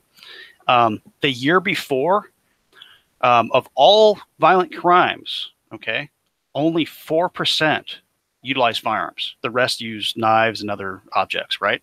So while we're focusing on the object, it's, you know, who's committing the crime as what we're saying, you know. So that's the biggest thing. If we can take the politics out of it, you know, unfortunately, you know, I'm sure we will all agree here that after a terrible tragedy such as just happened down in Florida, emotions are high, okay? As they should be. They're high. You know, their emotions are high for a reason, but absolutely. But emotional decisions are irrational decisions, of course. And I do think so. I completely agree with you, but I don't like it when I see. So, like, I don't think you're doing this, but I see it very often. Whereas people that are very pro-gun like to take it to the extreme of not just making decisions on emotion, but actually saying, you shouldn't be emotional when you're doing this. You shouldn't. It's like, no, you need to consider emotions. No. Yes, right. Right. Yeah. Well, so your solution, your solution should be rational. Right. But like it could be based on emotion. Sure. Like, there's nothing wrong with that. Sure, you can be motivated. Sure, you can be motivated by your emotion, but don't appeal to your emotion when trying to develop your logic. So I'll bring up a topic. So as most people will have dealt with some tragedy in their lifetime and stuff like that, and dealt with bad situations. I had a very close family friend who was a big sister. Her name was Amber. She literally was my big sister. And a handful of years ago, two individuals who were felons were released from prison for methamphetamine distribution. They're related. They had some gang ties. They broke into Amber and her husband's home. Thankfully, their children weren't home, but they did so to burglarize the home. And earlier, obviously, we were talking about how maybe we don't believe that someone entering a home to burglarize something isn't there to do anybody harm. Well, that may not be the case, because we can't decide that. And these two individuals decided that they were going to burglarize the home. Amber and her husband were home. Now they were firearms owners, but the firearms were locked up in a safe. These individuals did not know that. They went into the home and they murdered Amber and her husband. They literally left the home with a couple CDs and an Xbox. That's what they gained from it. And they used firearms that were purchased on the black market. They were stolen, right? And obviously, a sane person, I'm very emotional about that situation. I could blame the firearms, but I don't. I blame the two individuals that broke into the home and committed those heinous acts. And it's one of those things that, murder is going to happen no matter what. You can't ban murder. It's already against the law, right? So we have to get down to the nitty gritty of, why is this happening? How are crime rates in locales where gun control are higher, right? Why if Chicago, for instance, right? That's probably Chicago's the utopia of gun control for the group that I would call the anti-gunners, that the Second Amendment group calls, right? People that just want outright gun control. And you know, it doesn't matter. They were the city with the most stringent gun control laws out there, but yet there's still murders every weekend. And it's to the point to where I think 2017 there was close to 3,000 shootings, and 350 people lost their lives. So when go ahead. I'm glad you brought that. I'm glad you brought that up, because that is something that I have looked at as sort of deviance. The problem with it is, and I think this was brought up. Who was it? Was it Spooky? Maybe somebody brought it up. Where is it at? Whatever. Where if we're going to have any kind of regulation, it needs to be nationwide, because when you look at states that have certain levels of gun control laws, the states with lower, less gun controls have a higher murder rate, and vice versa. The problem is, specifically with Chicago, this happens, and New York especially. I think New York's #1 by far in the country for this. So they have very strict firearm control laws. But the problem is, almost all the guns that are used in murders were imported from other states. So that kind of skews the results of things if you're unaware of that. So at first glance, it may look like it doesn't do anything like in Chicago. But how does it skew the results? Oh, sorry, go ahead. Oh, I was just going to say, it skews the results and it would be okay, well, clearly this is not working because there's still murders all over Chicago and they have a lot of strict laws. But if you include the fact that almost all of those guns come from out of state because of the strict laws, that's why it's happening. Right. But so that's why I say it would have to be something like nationwide, which would be easy with the United States because it only has 2 other countries bordering it to where customs could easily seize that sort of thing. Well, the thing is, though, it's pretty hard to do because the south border. I mean, Mexico and the crime that happens down there. But I look at it this way: when you were talking about gun control,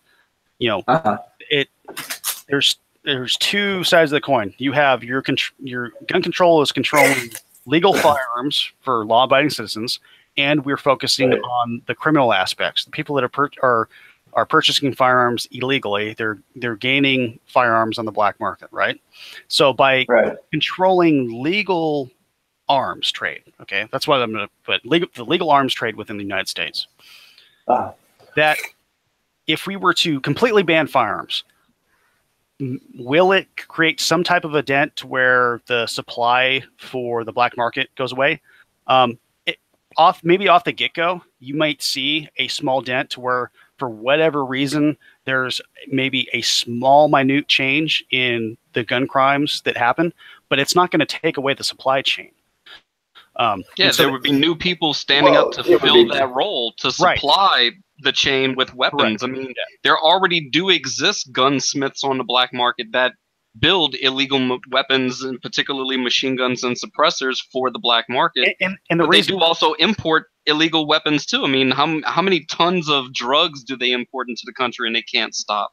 Well, not to mention, it's pretty hard to blatantly throw out the gun control card when our own government is running guns. Fast and Furious. Yep. I mean, Project Gunwalker. Yeah, pushing guns across the southern border and handing them to agents of the cartels, and it's sad when you look at that, and it's like, holy smokes, I can't believe this is actually happening. I'm not familiar with that.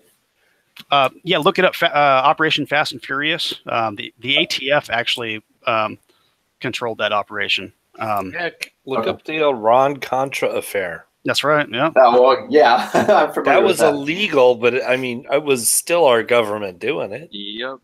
Yeah. So here's what I was kind of thinking about the black market thing, because that's a common one. The black market operates just like any other market with supply and demand. So, for example, the reason the black market is not a problem in Australia, where they have the ban, is because, well, everyone turned in their guns and were compensated for it. So there's That's still not true. guns there. That's actually, yeah. I do want to share screen in a little bit, and I would like to show you some of the weapons that they found in places like Australia and Sweden, and apparently it's really popular in Brazil. But just to show you, I'm not saying that everyone did it. Right, right. Of course, poorly phrased. but where I was going with it was. The reason that black market sales are not a problem there is because the weapon that was just used in this massacre cost approximately $30,000 on the black market, which most people don't have. So, but that means that the gun still exists, doesn't it? Sure, and I'm not saying it's like completely like a gun for utopia. I'm just saying that there's so few of them that it makes the price go through the roof because of supply and demand. Same thing with when they passed the Hughes Amendment to the Firearm Owner Protection Act of '86. It made the price of the limited supply of machine guns go through the roof. There are an estimated 270,000 transferable machine guns in this country. And so a fully automatic M16 cost about $30,000 in the U.S. But there's 270,000 transferable machine guns on that market. So, which is a lot less compared to several hundred, million, I guess, or whatever it is. Sure. So, but it's not just one or two. It's not just a handful. It's 250,000. Sure. I'm not saying that's what I mean by it's not perfect, but over time, it's diminishing because anytime a crime is committed, they seize the weapon. So that's why the black market is not a problem for the most part, because people are almost everyone in the country is immediately priced out of the black market for a firearm. It's too expensive for them. So like that kid, like let's say that was the case in the United States. He doesn't have 30 grand to go buy that gun. You know what I mean? No, that gun was not. That gun was not a black market weapon. He went and bought those. Yeah. Right, but I'm just saying hypothetically, if that were the setup. Right. But going back to a little bit earlier, though. So, like when we were talking about the problem, what exactly the problem is, whether it's the weapon or the person, and I don't think it's quite so either or. Like I think you have to consider all kinds of stuff, like both of those things. The stuff we talked about before, even the minute details like mental health and all that other stuff. But it's like, I think that's a big problem, not just in politics where people want to be dismissive of the people that are in the opposite party that they're in or whatever. Right. I don't think either side is considering it holistically. They're not looking at the whole picture. So It seems to me the left is focusing on the weapons and the right is focusing on the people. And it's like, it's both plus more things. And I think that's why we never get anywhere with it as far as legislation is concerned. It's a slippery slope because when you try to regulate a right, it's not like it's a privilege, right? You may be privileged to be able to purchase a firearm, depending on your socioeconomic status and where you come from. Right. But it's an individual right, and so it's the same way like we were talking about vehicles, right? It's hard, anybody can purchase a car. Now you might, and I'm not talking about the whole title process, changing titles over and stuff like that, but anyone, there's no background checks whatsoever on a vehicle. Same thing with knives, and I'm sure we've all heard it all about. There's no background checks on knives, kitchen knives, stuff like this. Yes, anything can be used as a weapon. But at the end of the day, do I think that accessibility can be an issue? It can if, for one thing, those firearms are left unattended, right? Aren't properly secured like they should be. Number two, our background check system, the NICS system works. It really does. But there's certain steps that the states have to get involved and the feds. We need to come together and fix the cracks that allowed this individual to Right. legally purchase a firearm, when they shouldn't have even been able to pass the NICS check, the background Yeah, check. wasn't that the same thing with the Aurora shooter? He also should have it failed a was. background check, Well, but didn't. Aurora, Columbine. Yeah. Remember the shooting that happened? No, Columbine was by teenagers. They Yeah. weren't legally of age. In fact, I was going to bring up Columbine that was 5 years into the assault weapons ban. It didn't stop them from shooting up the school, but they weren't even legally allowed to purchase the guns to begin with. They got a girl to buy them because they weren't of age. Straw purchase. So, straw purchase, which is already illegal. Yes. So. Hell, it's illegal to plan a mass shooting. I forget the name of the shooting that recently occurred. Remember the church shooting that happened? It was either in Texas, Texas? or it was in Texas, right? Yeah. Where the individual was a prohibited person. He had been dishonorably discharged from the Air Force. Okay. Then the Air Force conveniently did not relay that information to the federal government, to the FBI. Right. So what a lot of people don't understand is when you're discharged from the military. Yeah, dishonorably in particular. Right. So you have a couple versions of your discharge. Most will be honorably discharged. You serve in an honorable capacity. There's a general discharge. It can go both ways. Then you have dishonorable. Dishonorable has the same restrictions as you committing a felony. That's how you looked at when it comes to certain rights, such as the Second Amendment, right? Purchasing firearms. That was a prohibited person who slipped through the cracks. And it's sad to say that he slipped through the cracks because you have federal agencies and branches of the military not working together and not communicating. So if there's a way for us to, no worries. If there's a way for us to properly get these agencies and states, right, to communicate, whether we create a national system where everybody's on the NICS system, okay, so to where the state can't say, I'm not going to use the NICS system, we're going to do our own background checks. Well, that doesn't work because what if that individual decides to move to another state? They don't know, sometimes states don't communicate with other states, even on traffic offenses and stuff like that, right? So there's got to be a way to fix that. Secondly, it's the situation that happened in Florida. Everything can be prevented. As far as we can try to prevent certain things from happening. It'll happen. As that event was unfolding, I don't know if you've heard, but basically there was a school resources officer that worked for the Broward County Sheriff's Department there on the scene, and he made the decision not to go in and engage the shooter. Yeah, for 17 minutes? Yeah, for 17 minutes. Now that number has actually risen to not just one deputy; it was 4 altogether. As a law enforcement officer, people believe that your primary duty is to protect and serve, right? That RSO should have went into that school and engaged that shooter. Now, what's interesting is the United States Supreme Court back in June of 2005 stated, or actually ruled, I should state, that the police have no constitutional duty to protect a person from harm. That means the firearm. I already knew that. Yeah. Right. So the firearm that they carry is for that officer's own personal protection. Yep. Yeah, it's not a SWAT team.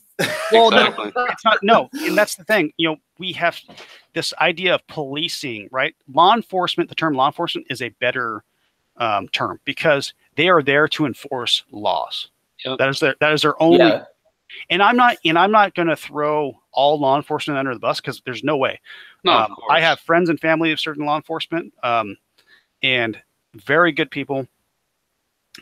But it took an off-duty Coral Springs officer who actually was like the athletic director at that school. He decided to go in and he linked up. Thankfully he was able to link up with another officer that was either on their SWAT team or something like that, who gave him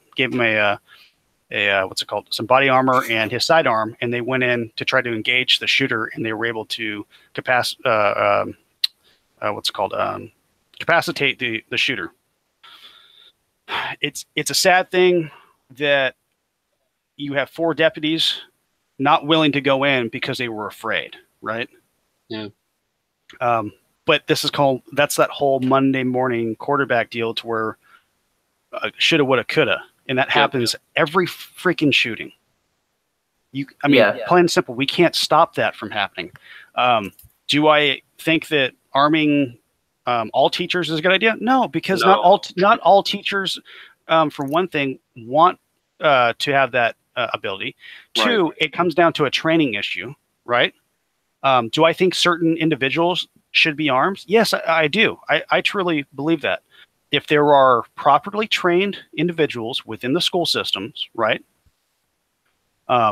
there's a way to mitigate an issue from happening to where more people are killed.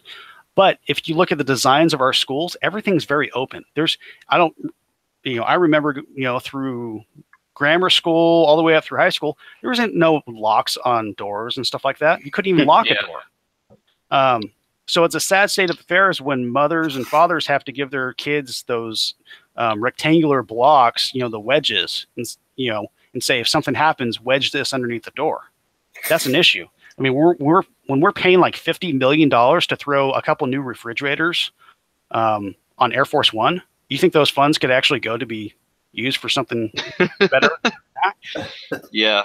So that's where I'm coming from, because we all agree that, one more school shooting is one more too many. Yep. Yeah, we passed that number after the first. Yeah. I want to add to that we, for a long time, seem to have had our priorities pretty screwed up in this country, where we absolutely have armed security at nearly every bank in the country, but not at our schools. I mean, there have been school shootings sporadically, at least since the 80s that we know of. I mean, hell, what was it? Texas, the Technical Institute in Texas. What was it, in '68 or something like that, when a guy climbed the bell tower? Oh yeah, shooting people. Yeah, I can't remember the name of the campus. Yeah, I know what you're talking about. Yeah. But at any rate, I mean, what it is that makes a person actually want to harm people really is more important than anything, because as I can demonstrate, people can build their own weapons from scrap parts. I mean, you can't regulate metal pipes because it's already in their plumbing. It's already in their cars. There have been cases of people making firearms in prison. If you can't keep the guns out of the hands of people in prison, then honestly, what hope do you have for a free and open society? As long as we have free trade, as long as I can legally give you materials like pipes and wood and other types of materials, it's kind of hard to even stop the manufacture of firearms. And I would like to show these images because it's a very clear depiction of just how crudely and simply these firearms can be manufactured, many of which in places that they're supposed to be banned. I mean, some people would say, oh, well, at least they're recovering them. And that's true. We've yet to hear of these weapons being used in a school shooting. So it's not school kids that are making these. These are career criminals. yeah. I mean, there is a financial incentive to be a gunsmith on the black market in these countries that have the restrictions, because if you're the only one that can produce the weapons that they need for the commission of their crimes, then you can charge $30,000, like someone that has an AR-15 in Australia. Which here would never. I have a concern. I have a technological concern. So, like, I've been in tech for a while, and so I've thought about solutions to this. And while I was doing that, I realized that people are going to start 3D printing guns. Yes. Yeah, I'm actually going to get. He was to actually that. just going to show you that, I think. Yep. Oh, okay. I'm actually, yeah. Let me share my screen. Let me just go. Okay. And share screen, and we Make want to sure share. you don't share the Hangout, Red. Yeah, of course. No, it's my other window. No, I'm not a complete nub. So Whoops, I got a whole bunch of tabs open. What's that? Just present them to everybody. Yeah.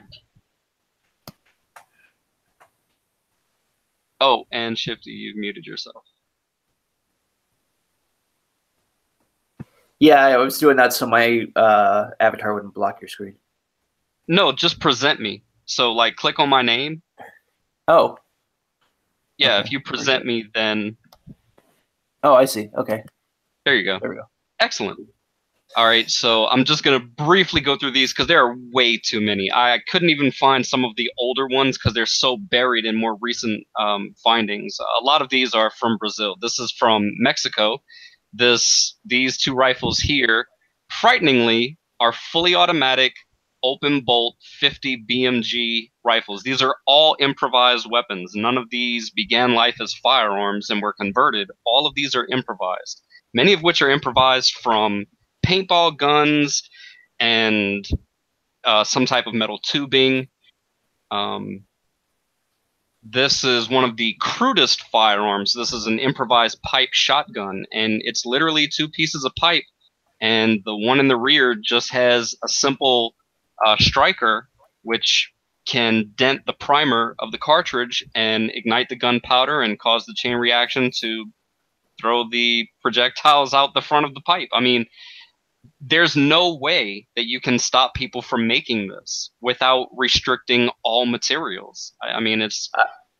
I want you to scroll down so I could see a picture of a knife and a hammer, or a nail and a hammer. Oh yeah, they have that. I'm not even kidding. Oh, they really do. Yeah, they'll have I chunks of wood, and then I've done that myself. No, I've done that just for fun. Yeah. This is a locally produced 22 caliber machine pistol, so that means that it is fully automatic. Here's a series of weapons that were found in the Philippines, all fully automatic. Are those Uzis? No, those are clones of the M11. On the right. The M11, yeah, the one all the way on the right is a copy of the Ingram design. I see it. Bill Ingram. I the turned my M11. head and it looked different. This okay. was in Brazil, which is most of these seem to be in Brazil. Another one in Brazil. Most of these are machine guns. Like, these are actually fully automatic weapons. You hold the trigger down and it just empties the magazine at the cyclic rate of the bolt. Whatever the weapon can possibly fire at, that's how many rounds per second. As Bluigi points out in the chat, a lot of these weapons are more dangerous to the person using them than the person getting shot. Of course. But some of these guys actually know what they're doing. Like these guys, for instance, where they actually had a submachine gun shop set up in Brazil, and they were mass producing these. In a place where it's literally illegal to own a gun in Brazil. Exactly. Yeah. Meanwhile, look at what the criminals are armed with. So think of the disadvantage the public have when criminals decide to just go around terrorizing people. What can you do? Well, you don't have the legal means to defend yourself, and this is what they come up to you with. And that's a big issue when, I don't know if you guys saw the CNN town hall. Okay, so I guess the biggest take on that I saw was, the sheriff from Broward County was making some pretty, he was getting very political, obviously, right? Stating that you don't need these kind of firearms. Let us protect you, as in the sheriffs. Well, you've already proven that you can't protect our children because your deputies stayed outside for 17 minutes or 20 minutes while those children were being slaughtered. Well, that's why you have a lot of parents that would be willing to take shifts. They have concealed carry permits. They would like to go, maybe they would take every Monday, and they would be an armed guard that school doesn't have to pay, who has a vested interest in the, student body because one of their kids make up that student body. So this one from the Ukraine, also fully automatic and with an improvised sound suppressor. This is actually a handgun seized in Australia, and it's completely improvised, made from scrap materials. And here's the really concerning thing. These are the weapons that have been recovered. These are not what's out there. This is what used to be out there. We don't know how many are out there because these weapons are not regulated. So these weapons, because they are illegal, they're prohibited to begin with, there's no oversight. So there's no idea. There's no way to know how many of these weapons actually exist. Look at the Another one size in of the Brazil. magazine. Yeah, look at this thing. And apparently this is actually in the police station. I have seen several pictures like this in Brazil where they make the perpetrator or the suspect, they make them hold the weapon for the camera. It's the weirdest thing. Imagine seeing that in America. So you arrest a guy for illegal possession of a machine gun, then you're like, here, hold it up so we can take a picture of you with it. Maybe it's supposed to like shape them. Rixie, we can barely hear you. Sorry. I walked. Sound like you're talking into a different mic. I walked a little too far away. That's my Bluetooth. What was I going to say? Oh, I meant to bring this up earlier, and I kind of forgot.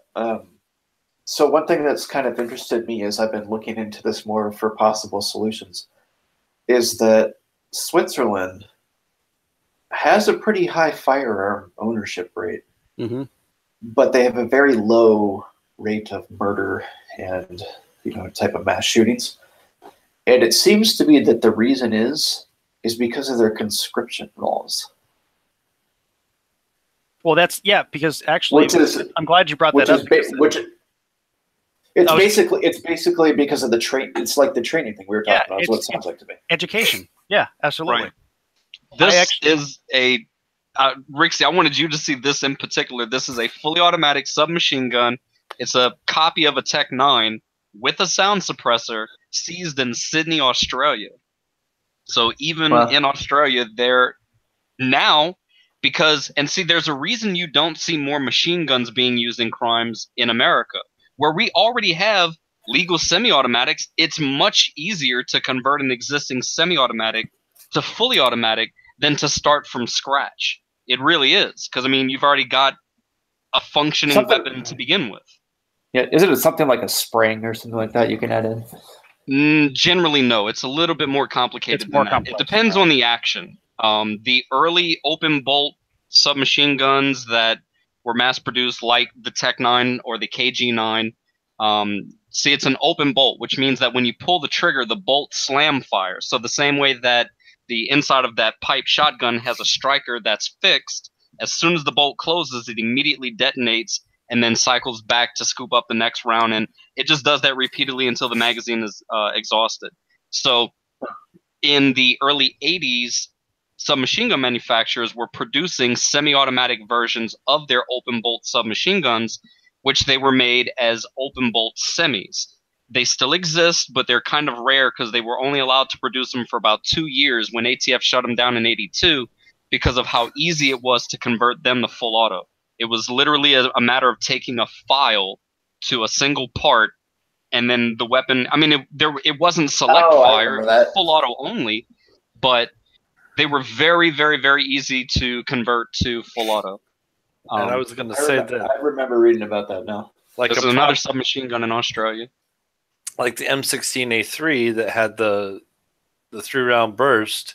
It was really easy to take that 3-round burst and make it a full auto too, because the little cam that made that stop, exactly. You could just file that cam off, so it was just a little washer.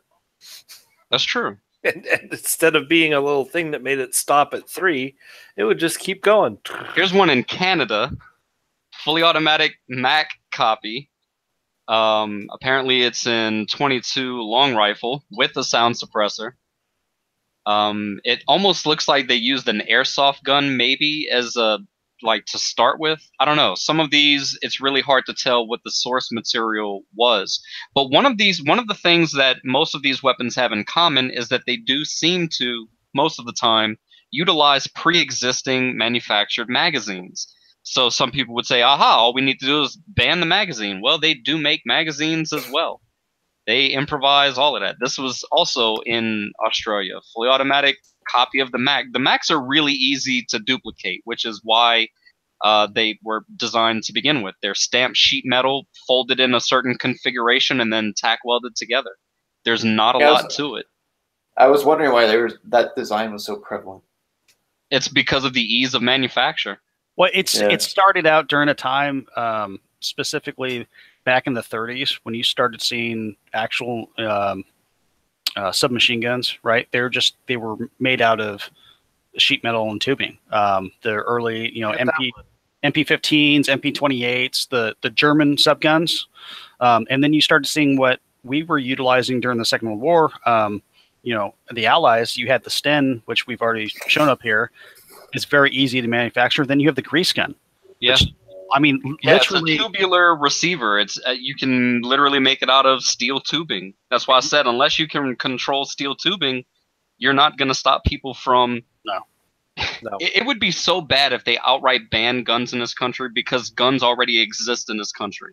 So if it was illegal for me to own anything, so even a single shot 22 caliber pistol, then why would I not, because of how much I've invested in my guns, why would I not simply convert everything that I have to full auto and just have a bunch of, illegal machine guns as opposed to going to jail for a single shot 22? Myself and Red have actually talked about this, and because we were stating that the problem with most with the recidivism rate and gun laws in general for felons, right?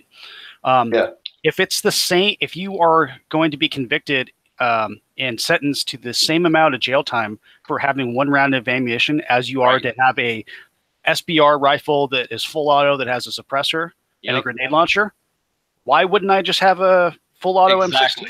You would see a lot more machine guns would turn up in crimes in the U.S. and so that's the biggest thing. Obviously, we have an issue specifically in California. I'm not calling it a prison state, but we have certain things that happen when we incarcerate individuals, right? And it's interesting how you can be charged and convicted for certain firearms related crimes, but yet you're going to be let out in a couple of years because of certain propositions that go through the state house and Senate, right?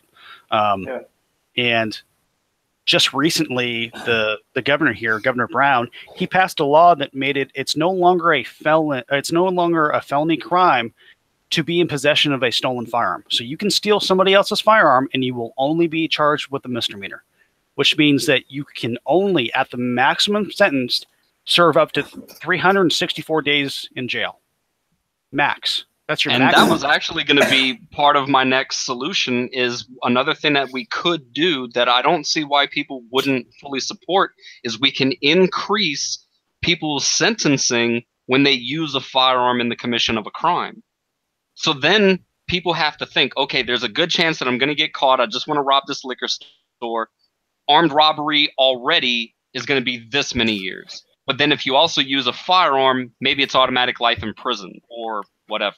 Well, so that's interesting because very early on, because where you're from, the South, New Orleans, remember, you had 90-day murder bids.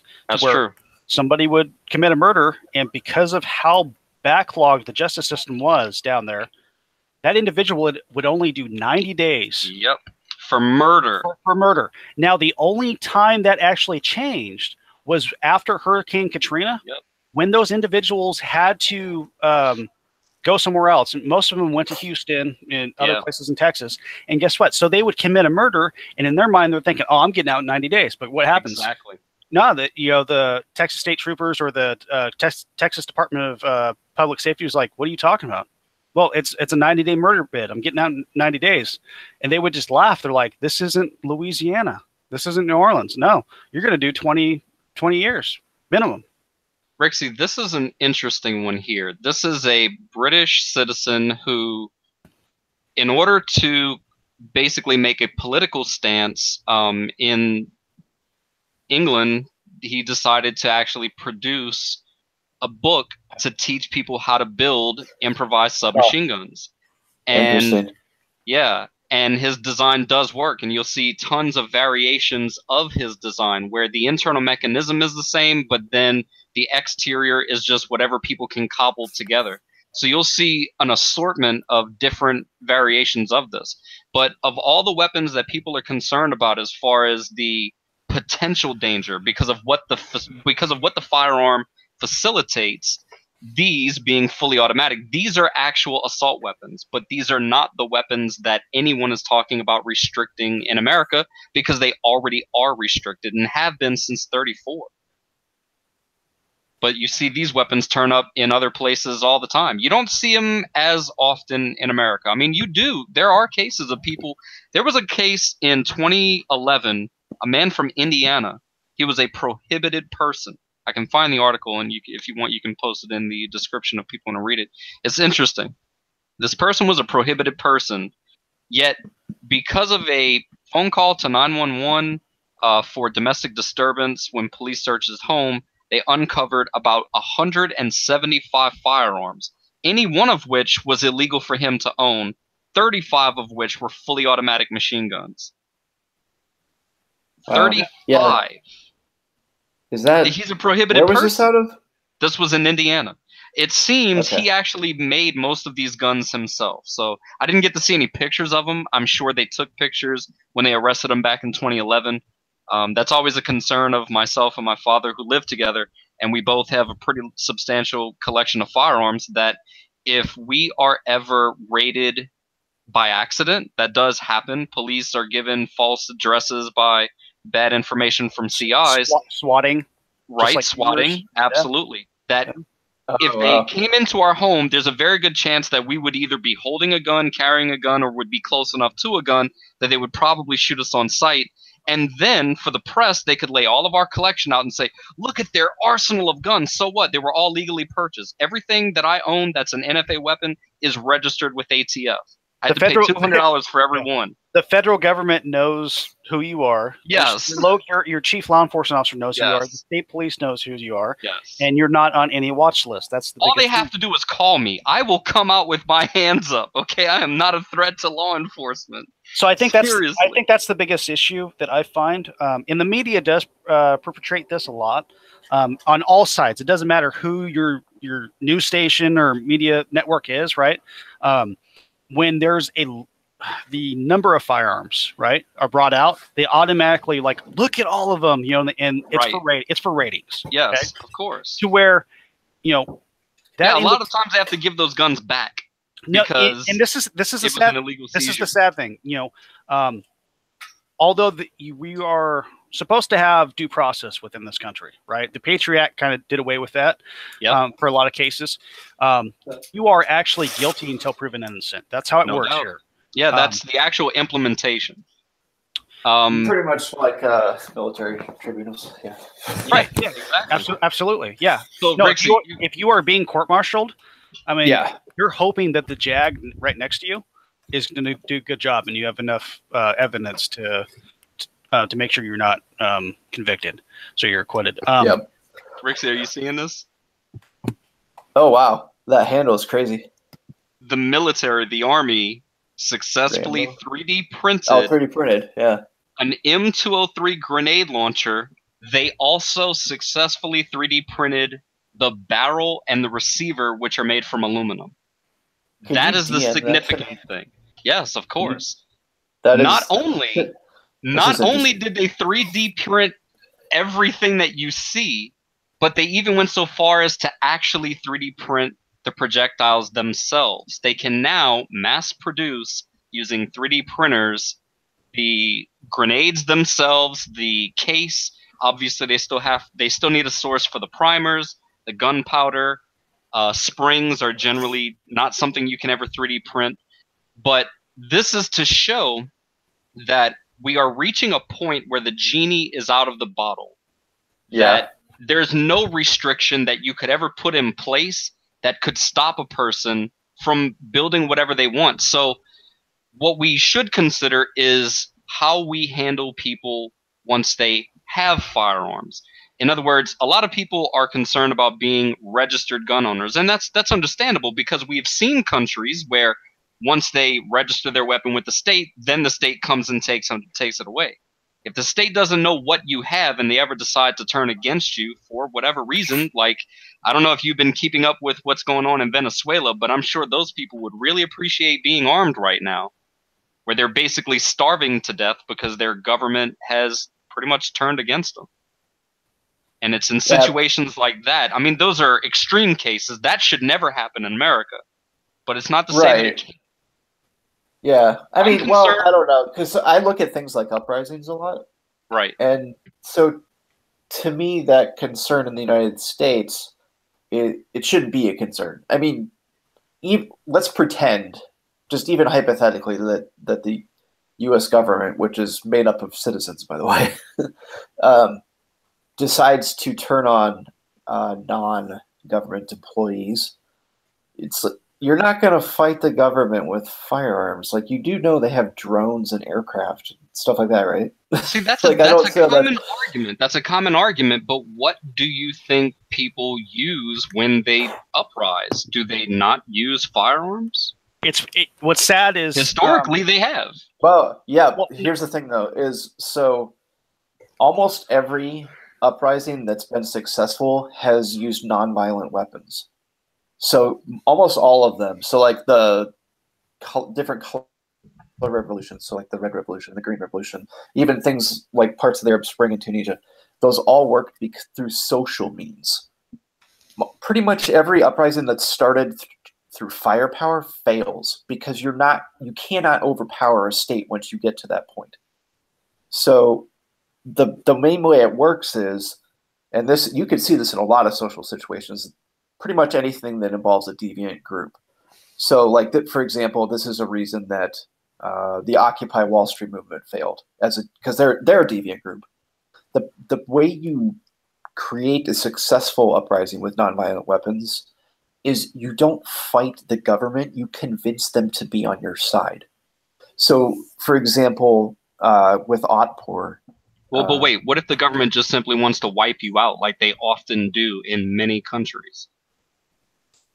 Well, like if you're committing... They're not trying to negotiate with you, they just simply want to kill you. No, I don't mean... Okay, so not on that level. So, okay. For example, so with Otpor, which is a resistance group in a lot of Eastern Europe, they've kind of taken on this conglomerate name. But in one of their more recent uprisings, they, instead of like trying to fight the local police, they did things like brought them food on their breaks and talked, like they befriended the police. Right. And it got to the point where when they were at the president's mansion wanting to overthrow him, they weren't armed. The way that they got past the barricades with the riot cops and the presidential guards, they already made friends with them. They asked them to move. That's beautiful, man. Man, that is beautiful. Hey, can we go in? That's how you do it. That's how you do it. Damn. That's why I laugh when I hear like different analysts talk about, oh, it's impossible to, get in North Korea, and I'm like, what are you talking about? All your weapons are already inside North Korea. It's the population. Right. Like, yeah, they're at an extreme point, but I mean, that's what South Korea does. You just need to convince the North Koreans that Kim Jong-un is not a god. He's a piece of shit. Right. Exactly. Yeah, that's what it is. You need to change their minds. Did you guys happen to see the video of the North Korean refugee as he was being shot at, making the run for the South Korean border? Yes. This just happened a few months ago. That was amazing. Yeah. And there was some speculation online that the people that were shooting at him were not actually trying to kill him, but that they knew that if they didn't fire their weapons, that them and their families would be executed. So, and I was pretty sure that he was actually brought to the U.S. Was he? Yeah, I'm pretty positive about that. Well, I was convinced when I heard that because that was frequently done in concentration camps for the Holocaust. Is they would intentionally shoot above their heads. Wow. So that because they couldn't live with the moral indecency. Right. You got to remember, people are sympathetic to other people and emotional creatures. So that's why appeals to, say, befriending works so well. So like even South Korea has figured this out.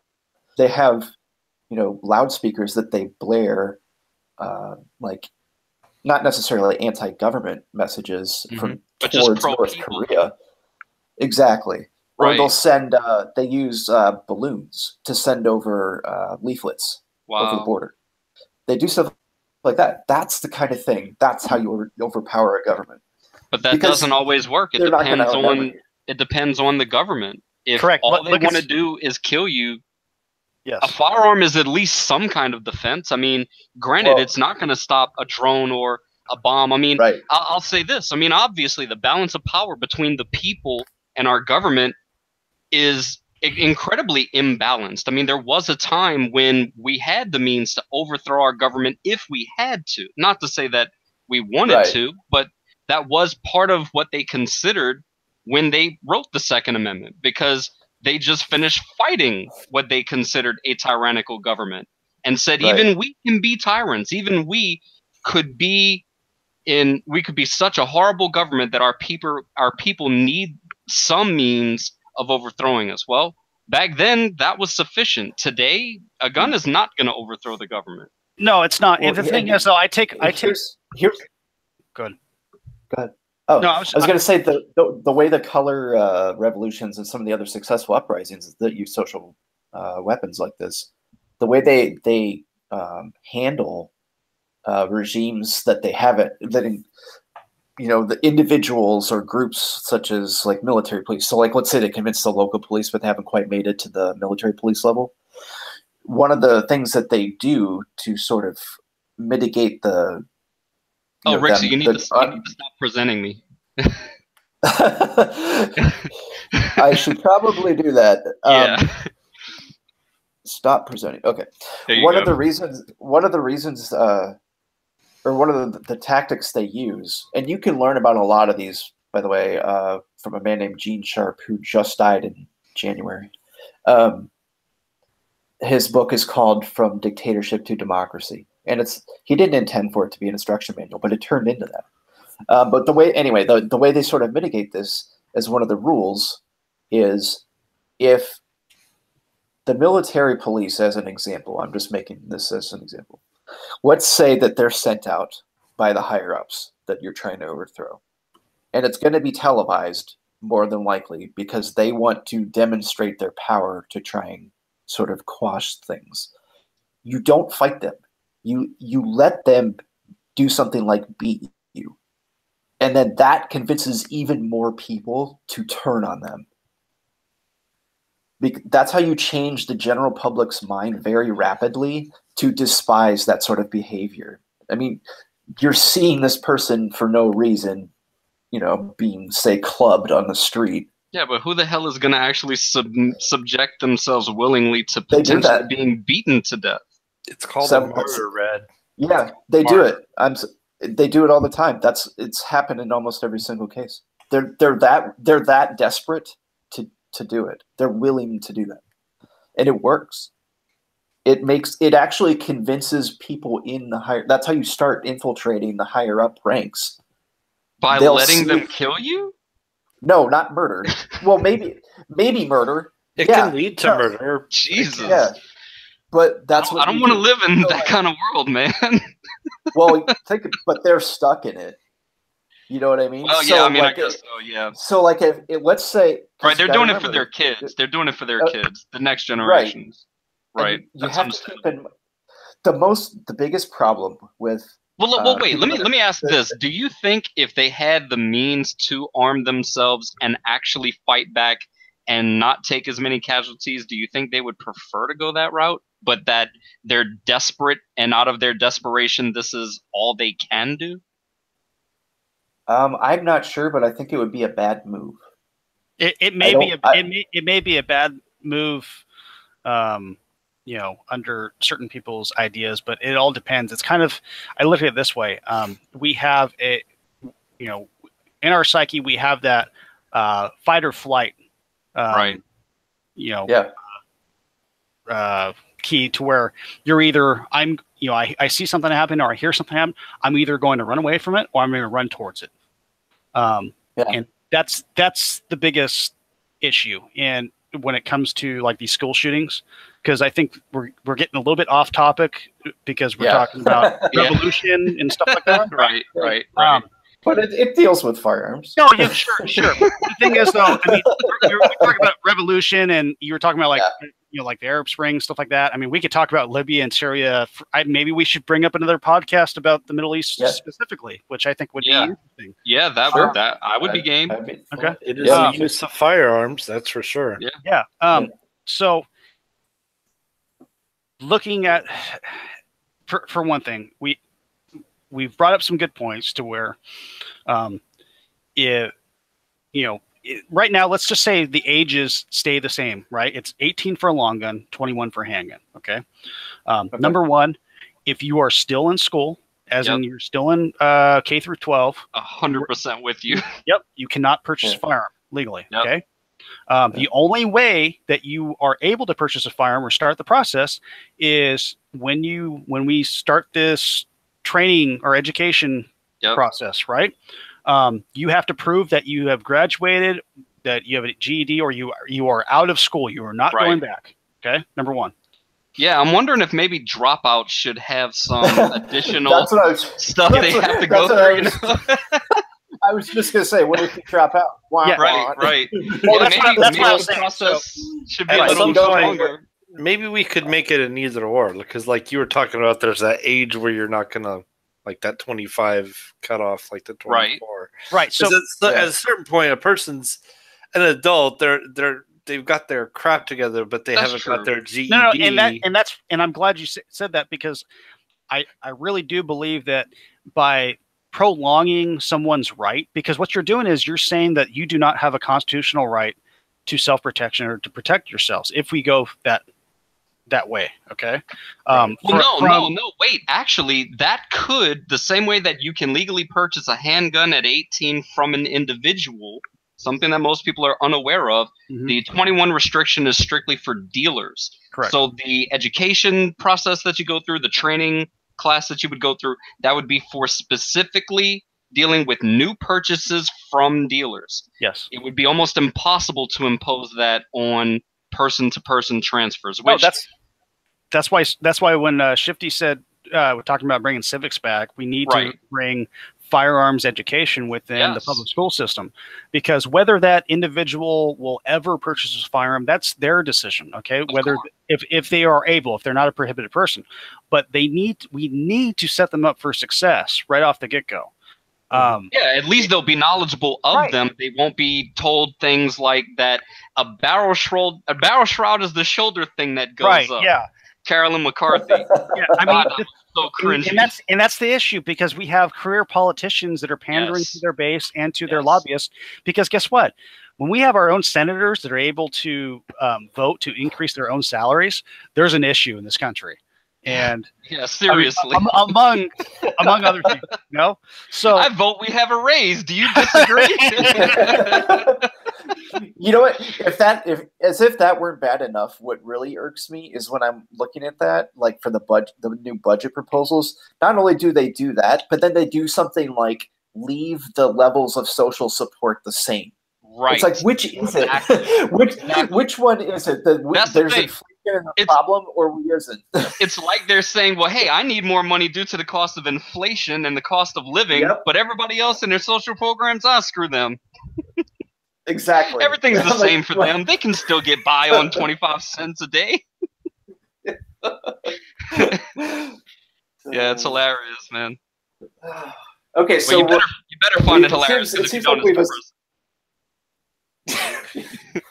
So it seems we've agreed on a few things here. So we all agree on the background checks for certain situations, right? Yeah, definitely. We seem to be in support of raising the age to whatever it is of some kind, either graduated high school or an age. It could be 21. It could be 21 to purchase from a dealer, the same way that it's 21 to purchase a handgun from a dealer. I actually wouldn't have too much of a problem with that, because for instance, a lot of people, this is where some people would push back on the things that we brought up. They would say, well, look, I've got a son. I've taught him how to use guns his entire life. He's just graduating high school. He's 18 years old. I want to take him to a gun shop, and I want him to pick out his own rifle, and we're going to start hunting together. Well, that's understandable. In that case, maybe we should allow parents to accept some degree of responsibility. See, it used to be that if you're a prohibited person and I buy a gun for you, like with your money, that's actually already illegal. That's a federal offense. Right. But a parent can legally purchase a firearm for their child, even if their child is a minor. Maybe in those circumstances where the child actually uses the firearm in the commission of a crime, the parent should be held liable. Yes, I can agree with that. And absolutely. what do you think?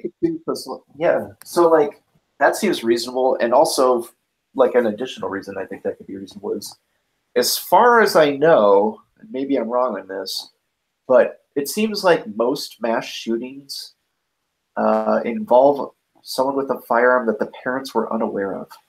Yeah. Yeah. So if you make the parents get involved, like if your parents are aware that you own the gun, you buy it with them and all that stuff, right? Then that seems reasonable because they're kind of like overseeing it, and they know, if you're son. But like, yeah, I don't know of any mass shooting. Concealed.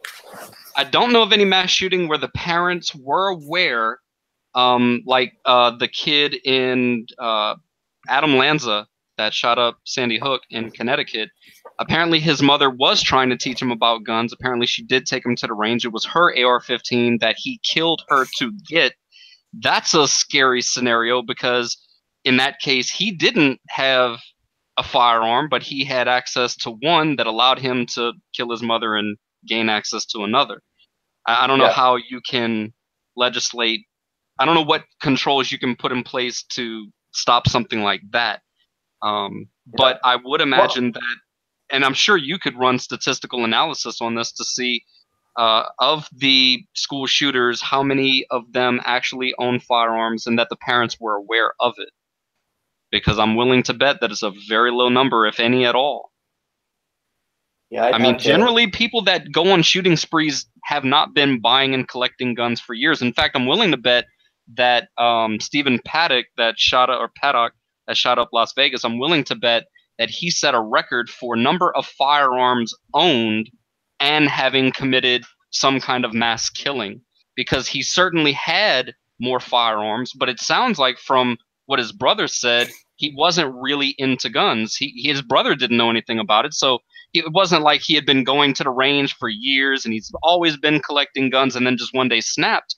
This is someone who apparently recently decided, hey, I'm going to go get a whole bunch of guns and then I'm just going to shoot at a whole bunch of people. Yeah, it was definitely a premeditated issue on that. Kind of like he did it sort of in the last couple of years, like he had been planning this for some time, which I have to say this because Rick, I really wanted, this is one of the reasons why I wanted to have this conversation with you. In that particular case, which I'm pretty sure most people would agree that we don't want anybody firing live ammunition into a crowd of people, but a lot of gun control proponents have been extremely livid about the bump stock, because first of all, they don't understand what it is, that you don't even need the stock to bump fire. I mean, you can literally go look at my channel. I have a playlist on shooting, and you can see me bump firing rifles with no bump stock, because you don't need the bump stock to do that. But that because the weapon is so erratic when it's firing that most of those bullets did not go into the crowd, most people survived. Of a group of somewhere between 12,000 and 22,000, because I still don't know the exact number, you only had 58 dead. And he had 11 minutes to shoot uninterrupted. Now, I can tell you, and Matt can tell you, that if you had someone who was familiar with their weapon and simply had a bolt-action rifle and gave them 11 minutes to fire into a crowd of 12,000 people, there would be well over 100 dead. And let's be serious. If his entire goal was to just kill as many people as humanly possible, completely failed. He owned an airplane. Yep, I know. We know since 9/11 what people can do with airplanes. If he just filled the freaking thing up with fuel and crashed it into the crowd, and the FBI and the Las Vegas Metropolitan Police Force have actually brought that fact up, and they stated that they were so glad he decided not to use his plane. Exactly. So it's a very serious thing. I actually, a friend of mine and his wife were actually wounded at the Harvest Festival. They attended there. He's a local anesthesiologist. and actually a member of we're members of the same gun club, and it's just he was, I think, oh man, he had to have been hospitalized for at least 6 months already. And so that's the biggest thing is, it's a sad state of affairs when anybody is injured due to a criminal act. And no matter what weapon was used. Yeah, what I hate to see is people politicize it for their own goals, because there has to be a time and a place to where you have to allow all the facts to come out. You have to allow the investigation to take place from a law enforcement standpoint, because right off the get-go, when you start throwing out accusations, like right now, I'll preface this by saying I am not a member of the NRA right now. I have been for years ago, okay, but I'm currently not a member of the NRA. I'm not either, by the way. I do not like how the media is pushing or throwing this shooting back in the face of the NRA, as if the NRA had anything to do with this, right? They definitely have not been advocating for people to take up arms and do crap like this. And so what I need to do is I need to educate you on the NRA, on being that I kind of look at the NRA as two separate organizations. You have the NRA that provides educational means to children, to families, new shooters, experienced shooters, right? Then you have the NRA ILA, their legislative branch, basically those that lobby for to further the Second Amendment and gun rights, right?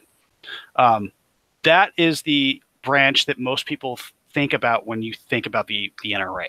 They are the ones that are pushing for national reciprocity. They're pushing to cement our Second Amendment rights. Yeah, they backed the people who filed the suits against DC, Heller versus DC, and what was the other guy's name? McDonald versus Chicago. Yeah. The NRA picked up those cases.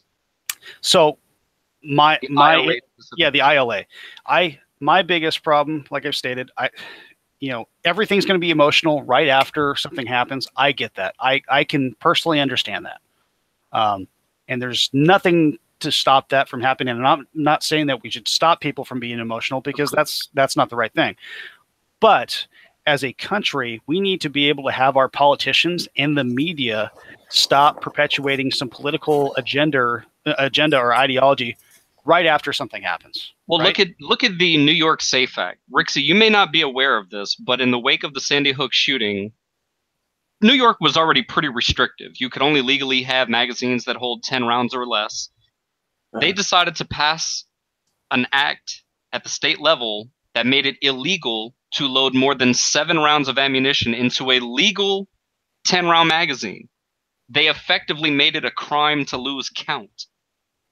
I mean, how do you even enforce something like that? They were in such a rush to do something so they could say that they did something. This is what we often refer to as feel-good laws. The assault weapons ban of 94 to 2004 was absolutely a feel-good law. It did nothing to crime statistics at all, because most of the weapons that were regulated under the assault weapons ban were not the weapons people were using in crimes. Correct. It was the old 38 specials and the Saturday, what did they call it? The Saturday night specials from the 60s, 70s, and 80s that people were still using in the commission of crime. But they still were are in such a rush to pass this legislation, they didn't even put in an exemption for active and retired law enforcement. Yep.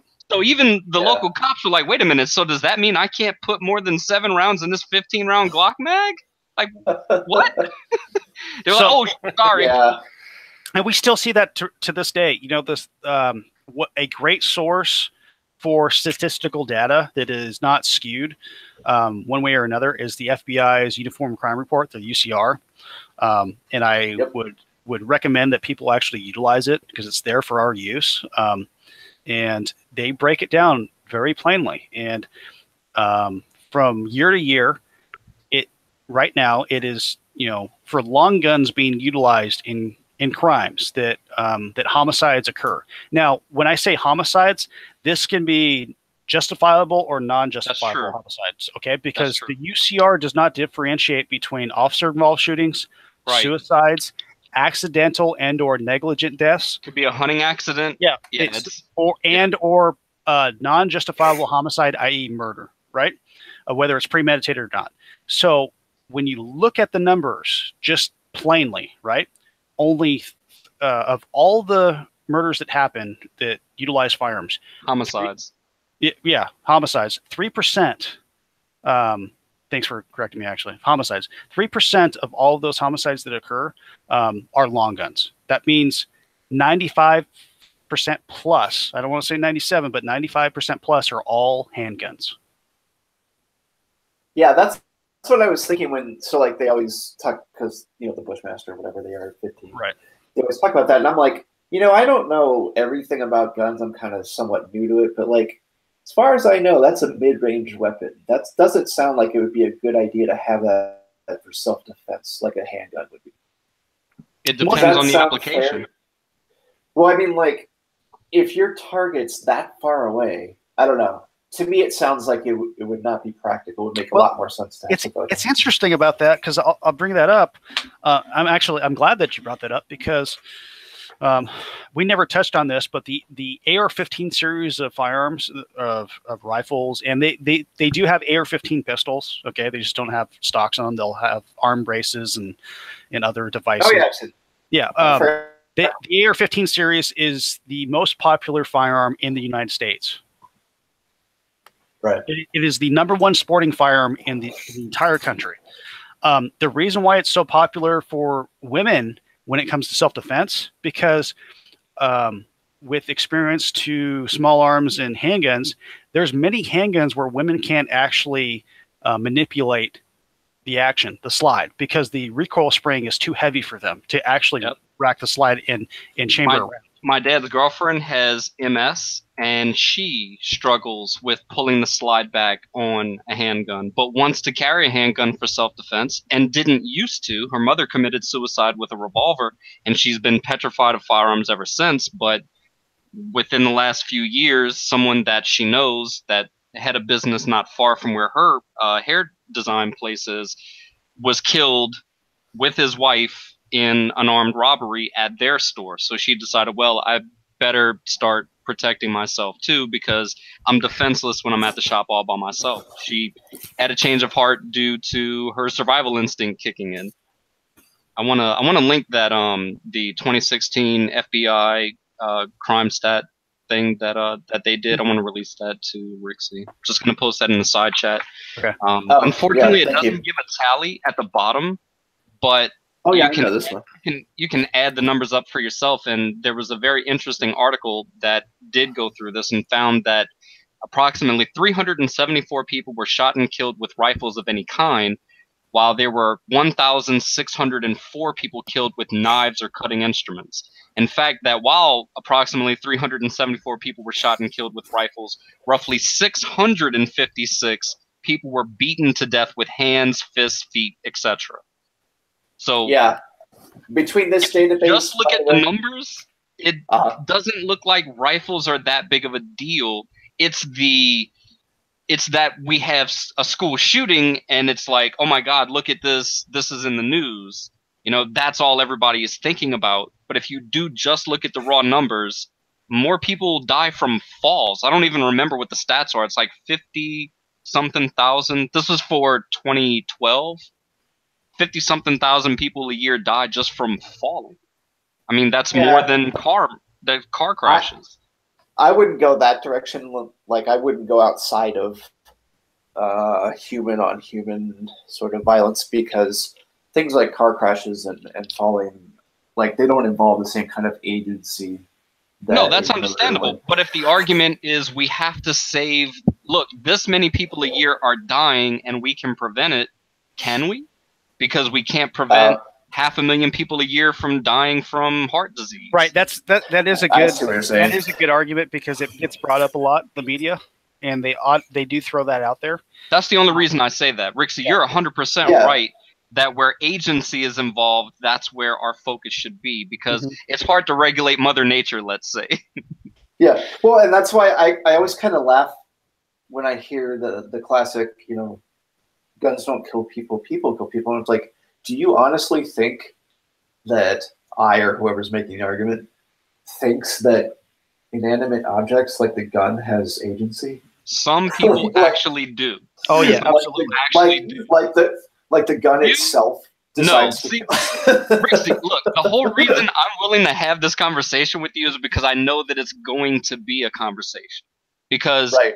you know how to articulate your beliefs, and you are aware of where you are ignorant. So you definitely pay attention to the things that you can add to your model to update your concept of reality, which is very admirable.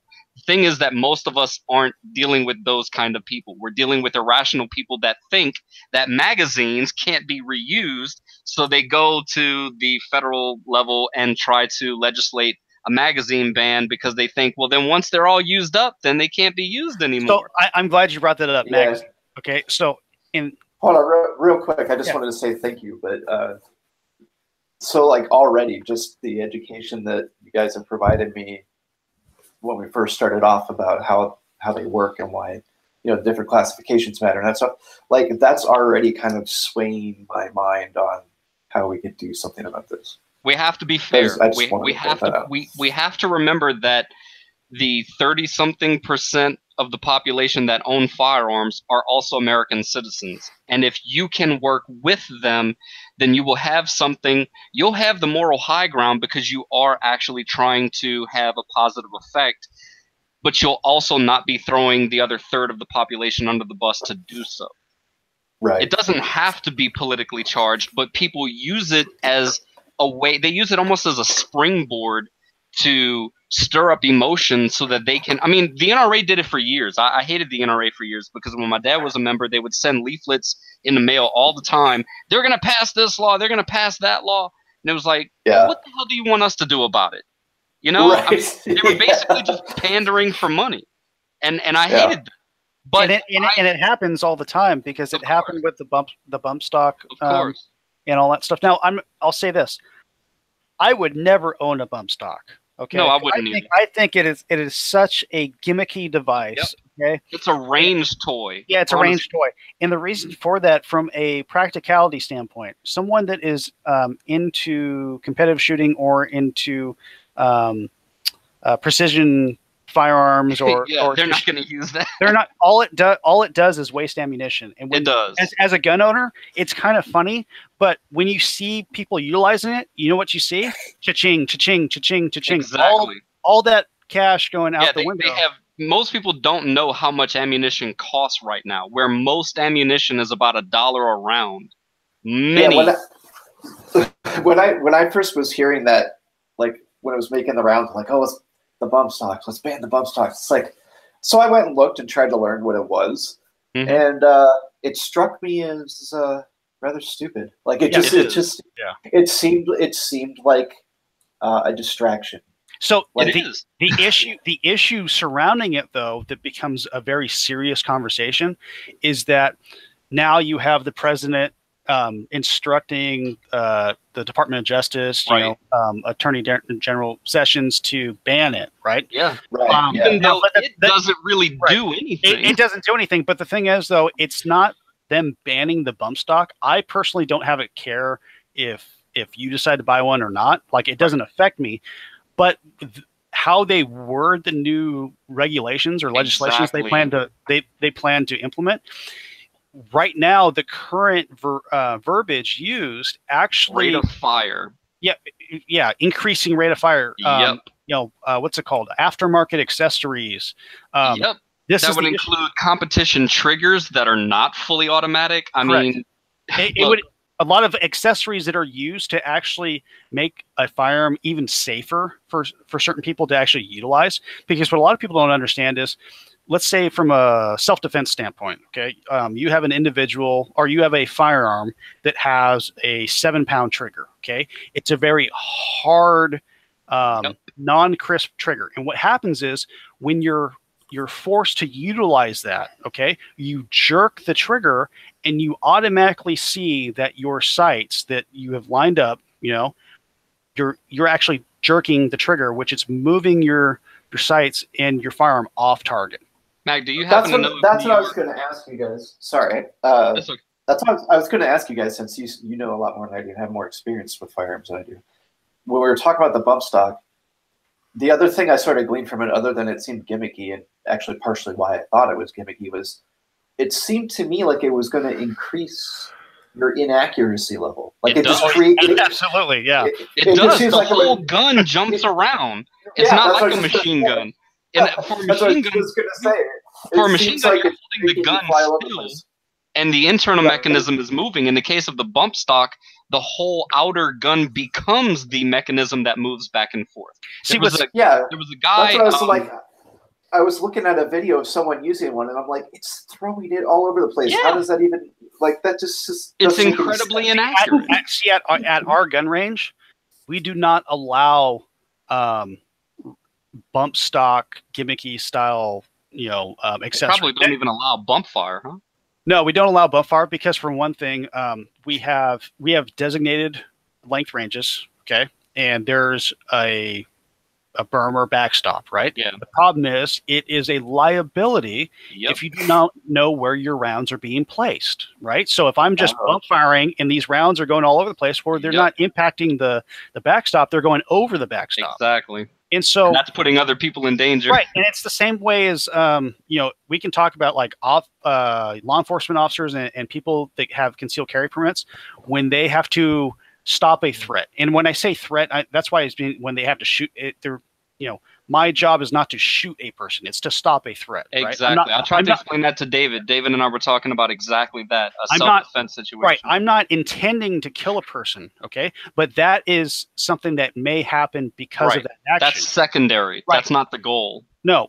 If that's your goal, then that's homicide. That's like murder. Yeah. The kill. But so when we were talking about self-defense, about how you were saying earlier about maybe a handgun would be more of a self-defense weapon compared to an AR-15. That may or may not be the case because it depends on the individual.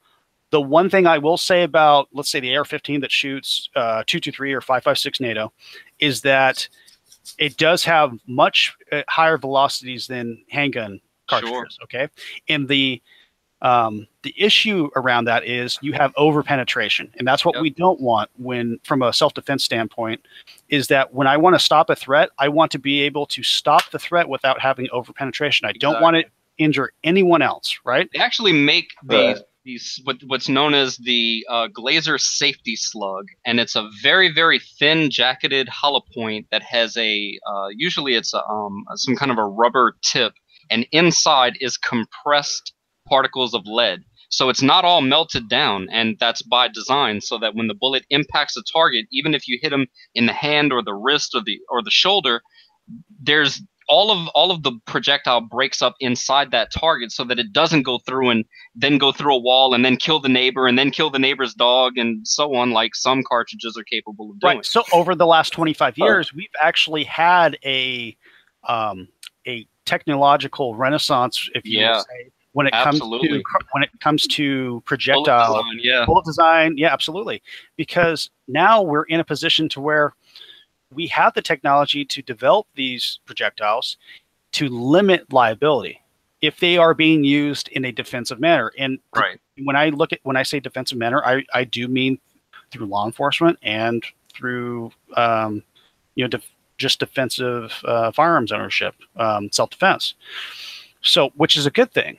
And it's interesting because on the military side of the coin, right, for the longest time, we've been stuck using full metal jackets because that's what we were forced to use. That was the Hague Act? Mm-hmm. Yeah. It was the Hague Act. So it's interesting because you would think, from a military standpoint, we're talking about lethality, but we're trying to be lethal without being cruel, right? Exactly. It's the same reason that you wouldn't want to hunt a deer with a .22 caliber rifle. Absolutely. I've hunted my whole life, and it comes down to a lot of things. The best thing is if you have the ability to harvest an animal and put them down with one shot, right, very quickly. That's what you're looking to do. Not saying that everybody has that opportunity or it happens that way, but for the most part, that is what you have to do as a hunter. Right. The goal is to be ethical. Ethical, yes. That's what I was just going to say. It sounds like the inverse, where you just want to minimize suffering. Right. Absolutely. Right. Exactly. And so that's why. And that's the thing. When technology gets good enough that we can fire something at a person and it just incapacitates them until the police come and scoop them up and carry them away and they don't die, I mean, that would be great. But until then, we're still using really old technology in terms of we're still throwing rocks at people. I mean, at the end of the day, that's all firearm usage is. I'm not kidding. They're very high velocity. They're very aerodynamically designed. But at the end of the day, they're just rocks. They really, truly are. It's very barbaric. I recognize that. I just want you to know. No, I'm secondarily laughing so hard at that because are you guys familiar with an atlatl? Yeah. No. Yeah. I'm not. Uh-huh. Okay. So what it is oh wait, is that the thing that allows you to get more leverage and momentum for throwing a spear? Yes. Yeah. They're actually darts, but yes, that is the thing. And we wanted to there's the anthropology department. We wanted to start at the university I'm at an atlatl club. Because there's like a range there. There's like a firing range there and stuff like that you can go to. There's gun comes up. We're like, can we do this? And the school told us no because of the insurance risk. They were so deadly. Wow. So we went to one of the anthropology professor's houses so we could do it there just for fun. And one time she missed the target and it went like through her air conditioner. Like one end was sticking out the other side. No kidding. Like that's the force. Oh my gosh. Like if you want to do some damage, this thing you want an atlatl, not an M16. Exactly. Holy they're cow. long range too. That's the crazy thing is they're super long range. Because people, especially like older, like when you get way back in time, like people don't really kill things. They just walk them to death. they just injure them and just follow them around until they die. You're right. You're right. It's like I can't overpower this lion, but hey, it's easier. Like it's 1,000 feet away. I can hit it with this giant dart, and then I'll just follow it around until it bleeds That's out. right. It's easier to follow a blood trail. Yeah. Over 2 days time. They don't care. Absolutely. So yeah. So it's that was interesting where we've come from and where we are, just the evolution of our tools as well as our psychology to utilize those tools. Yeah. Now, I was always intrigued by the observation that chimps proved their insight when they, never having experienced this before, like usually they were raised in captivity, if you hung a bunch of bananas where they couldn't reach them and just put a couple crates nearby, they actually clearly had the insight to move the boxes over, stack them on top of each other, and then climb them to get to the bananas. So this meant that they actually had to work through that in their mind logically. They had to imagine, okay, I'm going to move the boxes and here's how. And if I do that, then I can reach higher. It's that kind of stuff amazes me. Yeah, that's see one us doing reason. the same thing with tools. Yeah, exactly, and that's one reason that sort of the early hominids and Neanderthal used the atlatl so successfully, because the atlatl is the longest used weapon in history, and the reason it worked so well, not just because of how the mechanics of it was, human beings or early hominids or Neanderthals, they would use this weapon. It depends entirely on your body's ability to have like ambulatory movement. Right. And no other animal can do that. They can't swing their arm over their head like that. So no one else can pick it up and use it against you. Like they can't take it from you in the back. So that's one reason it was so successful. Man, that is cool. Yeah. Wow, this has been an awesome conversation. I really appreciate it. I appreciate you guys informing me so much on how firearms work, and I can really sympathize, by the way, with sort of categorization problem because I deal with that in tech all the time with laws. I had a feeling that It's you would actually frustrating. get a lot out of this, so that's why I suggested it to you. I heard your conversation with ESIP, and I said, man, I want to have that conversation with Racy so bad. I appreciate actually watched that. Give me the opportunity. I Yeah. watched that last night. He did. Because Red gave me the link. Okay, He's like, cool. check this out before we have our conversation. I was Right. like, cool. Yeah, And- I wanted him to familiarize himself with at least your previously stated positions to get some idea of arguments that you maybe already have heard, arguments that you yourself made, that kind of stuff. Just to familiarize Yeah. yourself with your work. And Sure. Yeah. No, Yeah. I'm glad. I'm glad that you guys have helped me with this because course, I, man. I feel better informed and I feel that's like that's I what can we're use supposed to my mind. have, right? That's the conversation that we need as Americans to have. Exactly. That's the thing is we're Yeah. on the same side. We want the same thing. We want less children to die. Yeah. I don't We think do, anyone's I mean- pro child murder. Right, exactly. Seriously, if we can find a way to come up with solutions, and that's the thing, everything is maybe a little bit bittersweet, you know, as your opponent, your political opponent, comes up with legislation that may impact you negatively. It usually sweetens the deal when you can get something for it. That's why if we could reverse some of the already existing laws, not to make firearms easier to get, but to make it less restrictive for people that have already proven themselves. Like I said with the concealed carry permit, if you have that permit in the state of Louisiana, you don't have to get a background check because that's better than a background check. Because Yeah, for that, they just right. call up NICS and they're like, well, pass or deny or Well, delay. not to mention that the process of getting a concealed carry permit in many cities now, because here in California, it's like other places, whereas you have there's only so many sources you can go to apply. Okay, you can go to a police department or you can go to sheriff's department, and only a police chief, like chief law enforcement officer, or the sheriff may grant you a concealed carry permit. And usually the process here in this state, it takes a lot longer than in other states, but it's somewhere in the neighborhood between 6 months and a year to a year and a half. Which okay? is insane. Which I is mean, insane. if you are willing to subject yourself to the background check and everything else, they should approve you immediately. Not to mention getting a concealed carry permit isn't just a background check. They do backgrounds on you. They Right. They actually contact schools in many cases. They contact the places that you formerly have gone. I'm especially all for that for the yeah. 18-year-old that wants to buy his very first AR-15. Absolutely. Call the school that he's yes, in, yeah. talk to the principal, and find out what kind of trouble he's been in. So I know earlier we were talking about national reciprocity.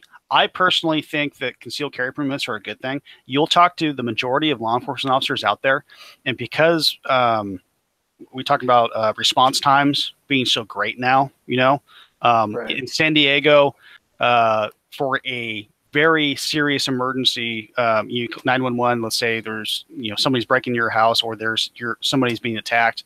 It can be 12 to 15 minutes, right? In Dallas, it's Sure. 30 minutes. In New Orleans, it's over 30 minutes. So seconds count. Yes. And the Yeah. thing is, I'm not stating that you're automatically going to utilize that firearm, right? But you should have the opportunity or the ability to protect yourself. The law should be on your side, Right, not with what- against you. Well, with whatever means necessary.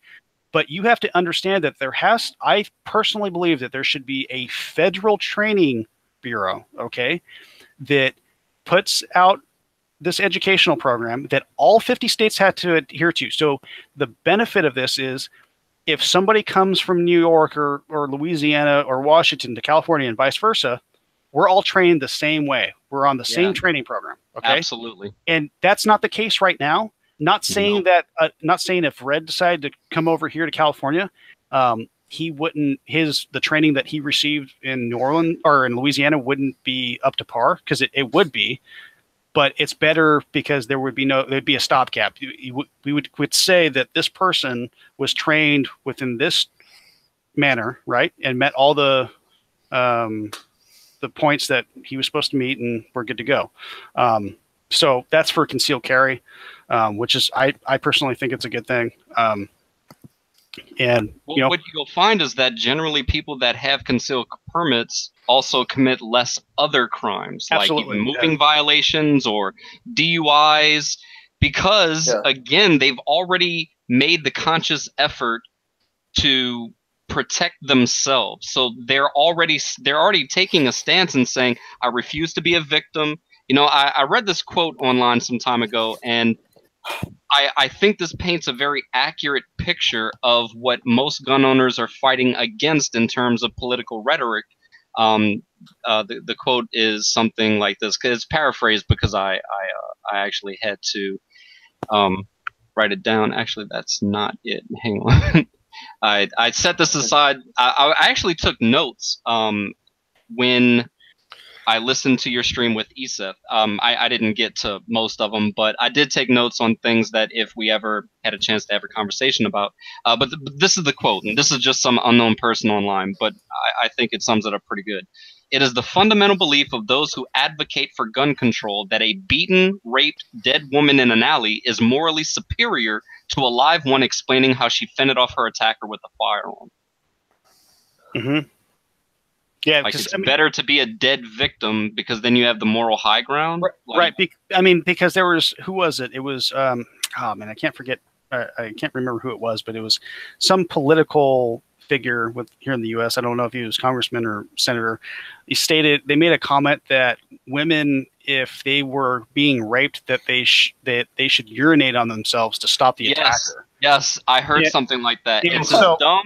It's as dumb as that Republican. I can't remember his name now, but he said in his stance against abortion, said that if it's a legitimate rape, that the female body has ways to shut that down. Like, what are you talking about? What? I remember that. So that was insane. So that's the kind of Idiocracy, which is a great movie to look at compared to all this stuff, right? You've ever seen that? Yes. Because we deal with that every day. And this Idiocracy that we've had to wade through because of all this BS, it's like, I can't believe that these people actually became politicians, are congressmen and senators and all that stuff. And I'm like, wow, it's amazing. Well, no. See, the problem, Mac, is you haven't had enough electrolytes. Yeah, that's it's what plants crave. Yeah, that's right. Yep. Brondo. Well, yeah. I mean, oh my god. Red's the one that actually showed me that. Yeah. Everybody needs to see that. It's a warning. I haven't seen it so long. I should probably go watch it now. Well, when you do, you're probably gonna make the connection of Trump's little display for the WWE, and then in the movie they elected a professional wrestler. I'm sure I'm gonna see it in a whole new light because I saw it like when it came out. Right.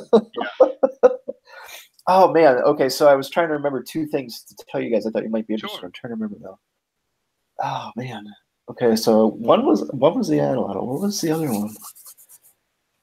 Oh, this was a side thing. So, like that FBI site for information for stats, that's a good one, and so is the Bureau of Justice Statistics. That's another good one. Yeah, you can kind of use to cross-reference. Shoot, there was something else. Man, dang. Oh, I'll tell our viewers a good way of comparing. Now, it's hard to compare nations, right? When it comes to how their crime statistics relate, because the United States is completely different from the UK and to Canada, right?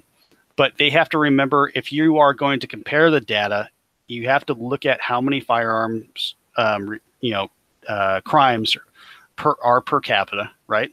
And make that known, and you have to adjust it properly to the amount of people that actually live there. So that's the biggest thing. Because when you look at crime here in the U.S., it's like, holy smokes, let's say, 8,000 people were murdered last year with firearms, right? In a country that has 315 million people. It's like 330 right now. Yeah, if not, more now. Yeah, exactly. So it's like, okay, that's 8,000 too many, but you have to realize it also involves shootings, suicides, all that stuff. Yeah. I wish I wish the FBI was able to narrow that down and actually take out officer-involved shootings, Yeah, or me have too. it separately, and suicides.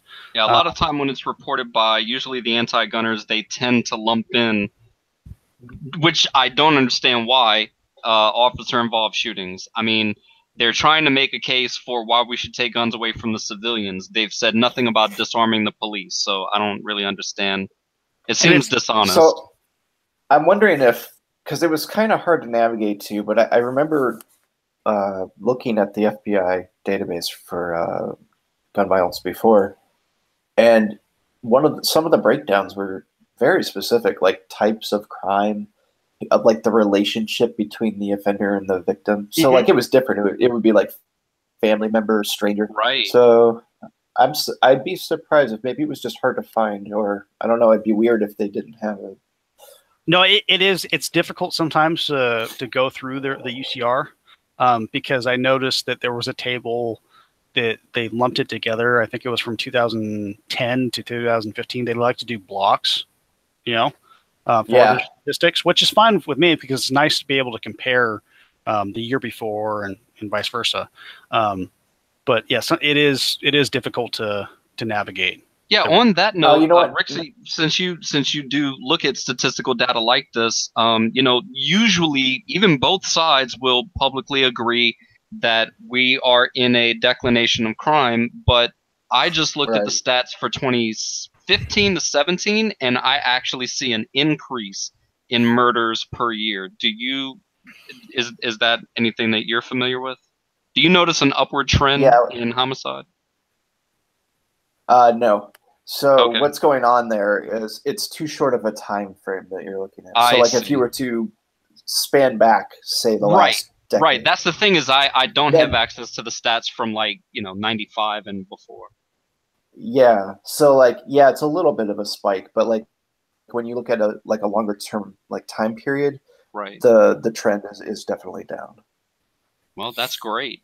I mean, all we can really hope for is that continues that way until people, I really wanted to mention this. I am in full agreement with Sam Harris that all we have are conversations and violence. That's it. We can either converse and try to persuade each other, or we can throw rocks at each other. Yeah. That's pretty much our only options. And the Second Amendment does give civilians some legal recourse, some means of self-defense that you can't expect from your local police department, because they're not going to protect you. If we outright ban guns, like a lot of people just want to outright ban handguns because they've thought for the longest time that it's handguns that are the worst of all because they're used in crimes more than anything else, probably because they're concealable. Yeah, so it's easier to go with them undetected. That's all. So here in California, we, for the longest time, the first firearms to be actually registered were handguns because they were concealable. It was during a time period from 89 to about 95, 96, from 92 to 94, the United States, especially here in the West Coast, had a lot of domestic violence happening, right? Right. And for whatever reason, we've seen that actually decline, which is obviously a good thing. But they made it to where you could only purchase one handgun every 30 days. Right. Now, some critics will say, well, that one handgun every month that's enough. And I don't really want to get into that debate because, I mean, it would just take too much to go down that road. But it's enough to surmise by saying that if you've been approved for one, then... Correct. Yes, that's what I was actually going to state. if somebody already owns, I'm just going to throw out a number, 20 firearms for whatever they have, okay? Exactly. And then them purchasing one or two more is not the issue. Obviously. So, yeah. You're not stopping anything by making that person wait. Speed them along so that you can make the new guy wait longer. Absolutely. So, and then also, like you were talking about earlier, you said England about suppressors, right? Right. Here in California, sound suppressors within our penal code, and this is so absurd, are actually defined as assassin's tools. Right. Exactly. And sound suppressors, and they're called silencers, which is stupid because they don't silence anything. Of course not. they're The illegal. etymology, Rixie, on that is that the person that was Maxim. He designed the first silencer. His patent was for a device that he called a silencer. So that's the only route to the term. It's an inaccurate term because it doesn't function in the way that the descriptor implies. So a more accurate vernacular would be sound suppressor, flash and sound suppressor, because it does both. It's technically a muffler for your muffler. That's all it is. It allows the expanding gas to slow and cool before it exits the muzzle. That's it. In other Western nations, especially in Europe, Western Europe, okay, sound suppressors are sometimes almost what's it called? You're actually forced to use them if, let's say, if you're a hunter or you're shooting outside, because it's noise pollution, right? The last thing I want to do is, I don't know, maybe a couple miles down the road, let my neighbors or people that are hiking or camping know that I'm actually utilizing a firearm. Right. And from a hunting perspective, it's actually, you're more ethical if you can actually not put too much stress on a specific herd of animals, say elk or something like that, right?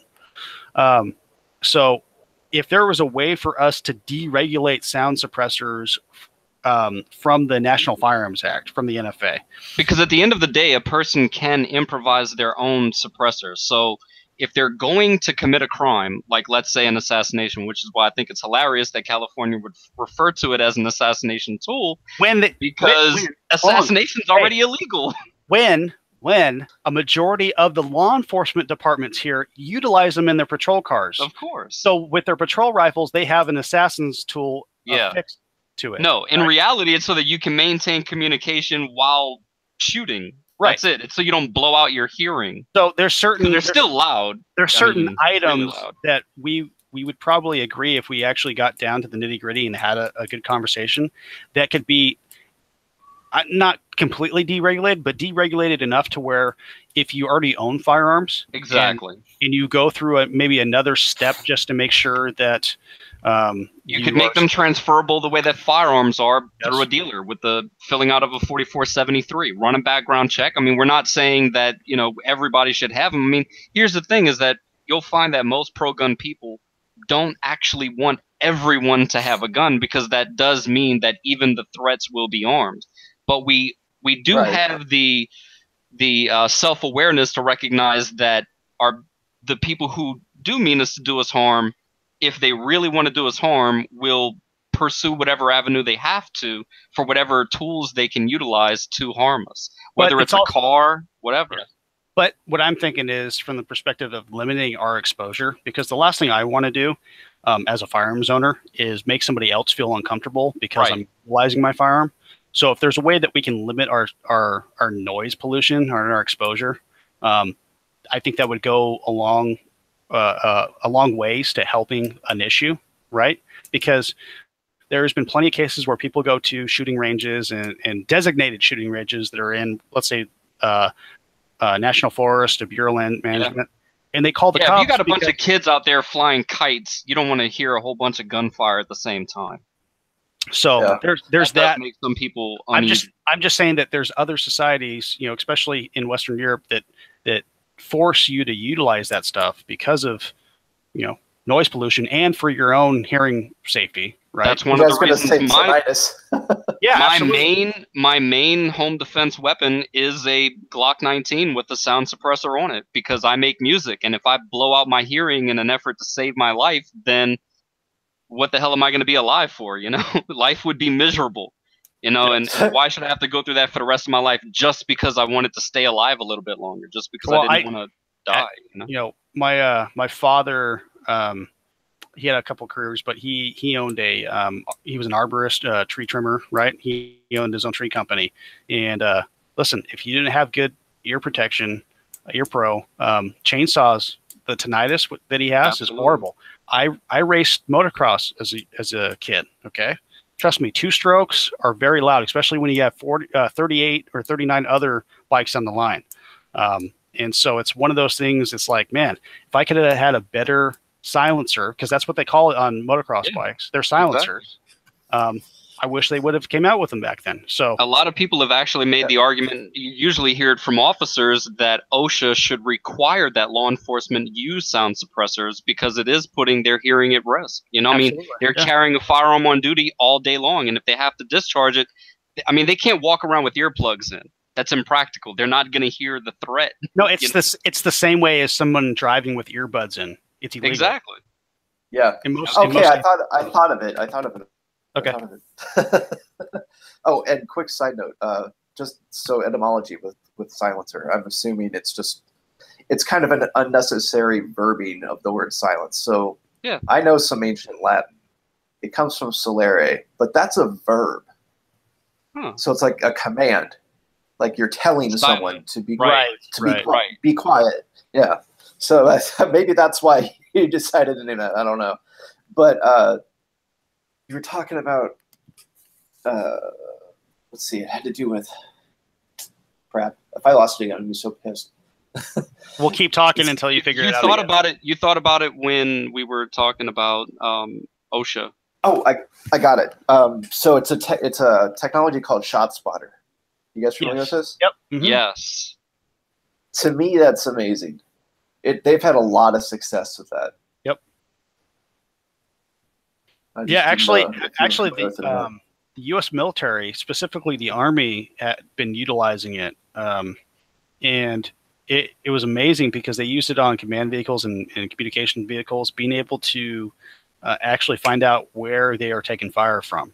Right. And specifically, it was utilized during the international sniper competition, because while the spotter may not know where the shooter was actually firing from, right? They're able, the people overseeing the event are able to tell exactly where it's coming from, which is great. So that kind of is fantastic. Everywhere I've looked that this has been implemented in cities, it has dramatically reduced gun violence. I would like to see. And I would like to see that technology actually put in individual patrol vehicles for law enforcement. Yeah, no doubt. Oh, that's a good idea. Yeah, as they're driving around. There was one city, I'm trying to remember, that they have added drones with cameras to the system. So like we were talking about response times, one thing that's helped them do is so they combine it with the ShotSpotter, and the drone immediately goes over there with the camera on, and it helps them find the perpetrator. That is sick. Plus, if it's like an active thing, like let's say the scene's still active when law enforcement arrives, they already know what's going on and what to expect and who's where. It's oh my god! It's funny. It's like they must have been a gamer. They must have yeah, seriously, something, huh? That sounds like something from a game. Yeah, and if the perpetrator shoots the drone, well, it's just a drone. Yeah. That's right. Exactly. That's right. Yeah. And it's a live feed, so it's not like they can disable the recording or something. I am all for unmanning our front lines for that purpose. I would like there to be less potential casualties, and if law enforcement can, I mean, I've said that for a long time, that they should use more robots. I mean, I don't understand why they don't more frequently use. It used to be the, I guess when they first started, it was the bomb disposal robot, and it would send it in for hostage negotiations. But then they took what I consider to be a dark turn when they actually mounted a weapon on it and drove it into somebody's house and used it to take out the person that they were supposed to be negotiating with. That I feel like that was maybe a little unethical. Yeah, didn't they use one of those to kill the one guy that was like in shooting Texas? cops? Yeah, they sure did, with an explosive. I consider that unethical. Yeah. There's a lot of conversations that I want to have with you, Rixie. There's several things that I want to bring up. One is about officer engagement. So maybe that line between duty and police brutality. I have some insights that I think will pique your interest. Okay, cool. A lot of people are surprised that I'm in the political left, by the way, because I take I take positions that you will not find. I feel like the tragic mulatto of leftists or something. You are what I would consider a mostly classical liberal. You are clearly not the regressive that have been turning up screaming on YouTube. And I mean, you wouldn't even be here. You wouldn't be able to sit through this conversation. He's like if you me. were. He's like me, Red. Yeah. Like me. Exactly. Exactly. Don't sit there and I don't. Well, dude, I'm on the left. The only issue that I'm really conservative on is firearms. And that's not even, I mean, that's a contradiction in terms, because if you're liberal, generally you want more of.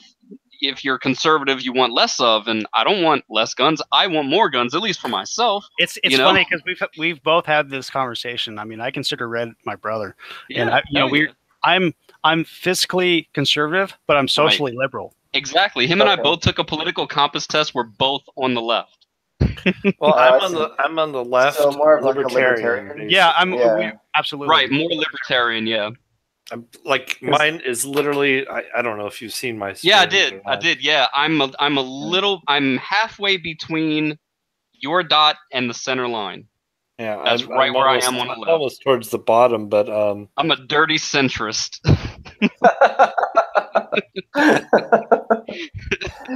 I mean, so like I'm very pro law enforcement. I'm very pro intelligence community, but I'm on the left. Yep. Right. So, I know it's confusing. Just fix the damn potholes, please. It's because you recognize the value of a state, and you also recognize what it takes to maintain a state. Yes. Right. Yeah. Please, let's not vilify the people that hold it together. Exactly. Like, why the fuck would you do that? No, and that's the thing. It's funny because Fred and myself were talking about this. You know those people that guard you while you sleep? Yes. Yeah, let's be friends with them. We were talking about this, and it's funny because we were bringing up the fact that there are those that want nothing more than to take everybody's guns away, but they want the police and the military only to have firearms, right? Yeah, that works out really well until you have a segment of the population that actually believe that they are being persecuted by the police because of their race. Exactly. Guess what my stream was about yesterday. Huh? What? Statism. Yep. It was really interesting, man. It was really good. So I saw this the other day. I wonder what you make of this, because I haven't really thoroughly thought it through, but on the surface it seems kind of interesting. So generally, obviously this doesn't apply to everyone, but it seems that let's say people that tend to be very pro-gun in the sense that they want to be able to defend themselves against their own government, but they also seem to think that cops are always the good guy, and they love the military. And it's like, well, which one almost is it? idealistic. Do you think they're going to turn on you, or do you think they're great? That is statism. The real concern from those people are not that they would use our military on us, because that's insane. Even our military personnel takes an oath to uphold the Constitution. However, in Katrina, they didn't follow it when the National Guard was unconstitutionally basically going house to house, disarming everybody. That was completely unconstitutional, but they did it. Not to mention, they were just following orders. Not to mention, it wasn't just the National Guard; it was the police. It was the National Guard. Course. The governor had contracted contractors, private military contractors, into New Orleans that were doing the same thing. And so you're taking away someone's ability to protect themselves, because I don't know if you guys realize this, which I know you do, but New Orleans during that time was not a pretty place to be. Yeah, not at all. So, I mean, like we were talking about 90-day murder bids, that's all you would spend in That's jail. when the justice system was in place. It was shut down during Katrina. Yeah. It was a free-for-all, so man. The moment that happens, when social or when society breaks down, because that's basically what happens during something like that, that's why I think those people that think that their firearms are going to protect them, that's not necessarily the case, but it gives them the opportunity or the means of protection. I personally believe just because you go and buy a firearm, that you're not trained to do anything. Exactly. You have no training whatsoever. And unless you've actually taken those steps to actually be properly trained, all you are is a citizen with a gun. Right. That's it. Doesn't do anything. You're better off getting in your car. Yep. I Absolutely. You're was- better off looking for your cell phone to call somebody that knows how to handle their weapon to come save you, because you're if like we were talking about before, you might just escalate the situation to something that you're not prepared to handle. You know, your display of force may not be sufficient. You know, if you this new meme that's going around, which is disturbing, I forget what it's called, but it's like you have to check your friends. You draw down on your friends with a loaded firearm, and you make them show you that they're also carrying. There was an incident, I think in Texas, where a kid shot his friend in a restaurant because he decided to play this game in the restaurant. Shot him in the head by accident. Well, so there was a I have a question about this game. If you're the friend that's being practiced on, do you have to do it with a Tide Pod in your mouth? Yes. I am so what kind of imbecile? I am so glad you brought up Tide Pods, because I was like, I told Red, I was like, man, I wonder if we're actually going to bring up the whole Tide Pod thing. That seems about the same level of stupidity. Yeah. Well, look, this was part of our argument when we discussed this, because I had to let them know what we would be talking about. Part of our argument is, why wouldn't we want to restrict the retards that put Tide Pods in their mouth from having access to firearms? I mean, if you don't know better than that, you probably don't need to be voting or anything else, really. Just comb through all the social media posts and then create a database of Tide Pod eaters. They check you at the voter rolls. That's hilarious, man. Damn.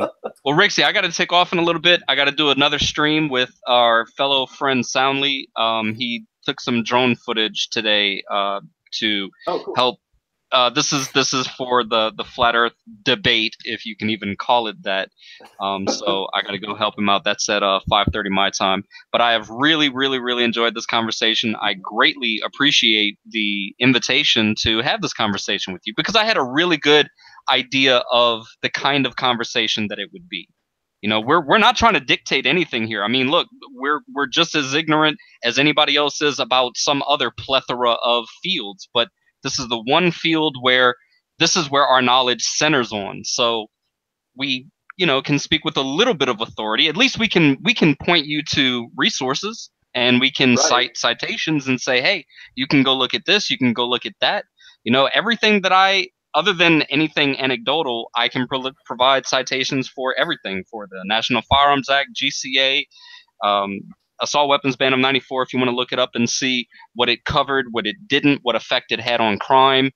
There's a whole bunch of articles about all of that stuff. It's really its own science, because you almost, you know, when you purchase a firearm, you really, whether you realize it or not, you're actually almost obligating yourself to look at what the laws say, because now they pertain to you specifically. Mm-hmm. And if you run afoul of any of those laws, ignorance is no excuse.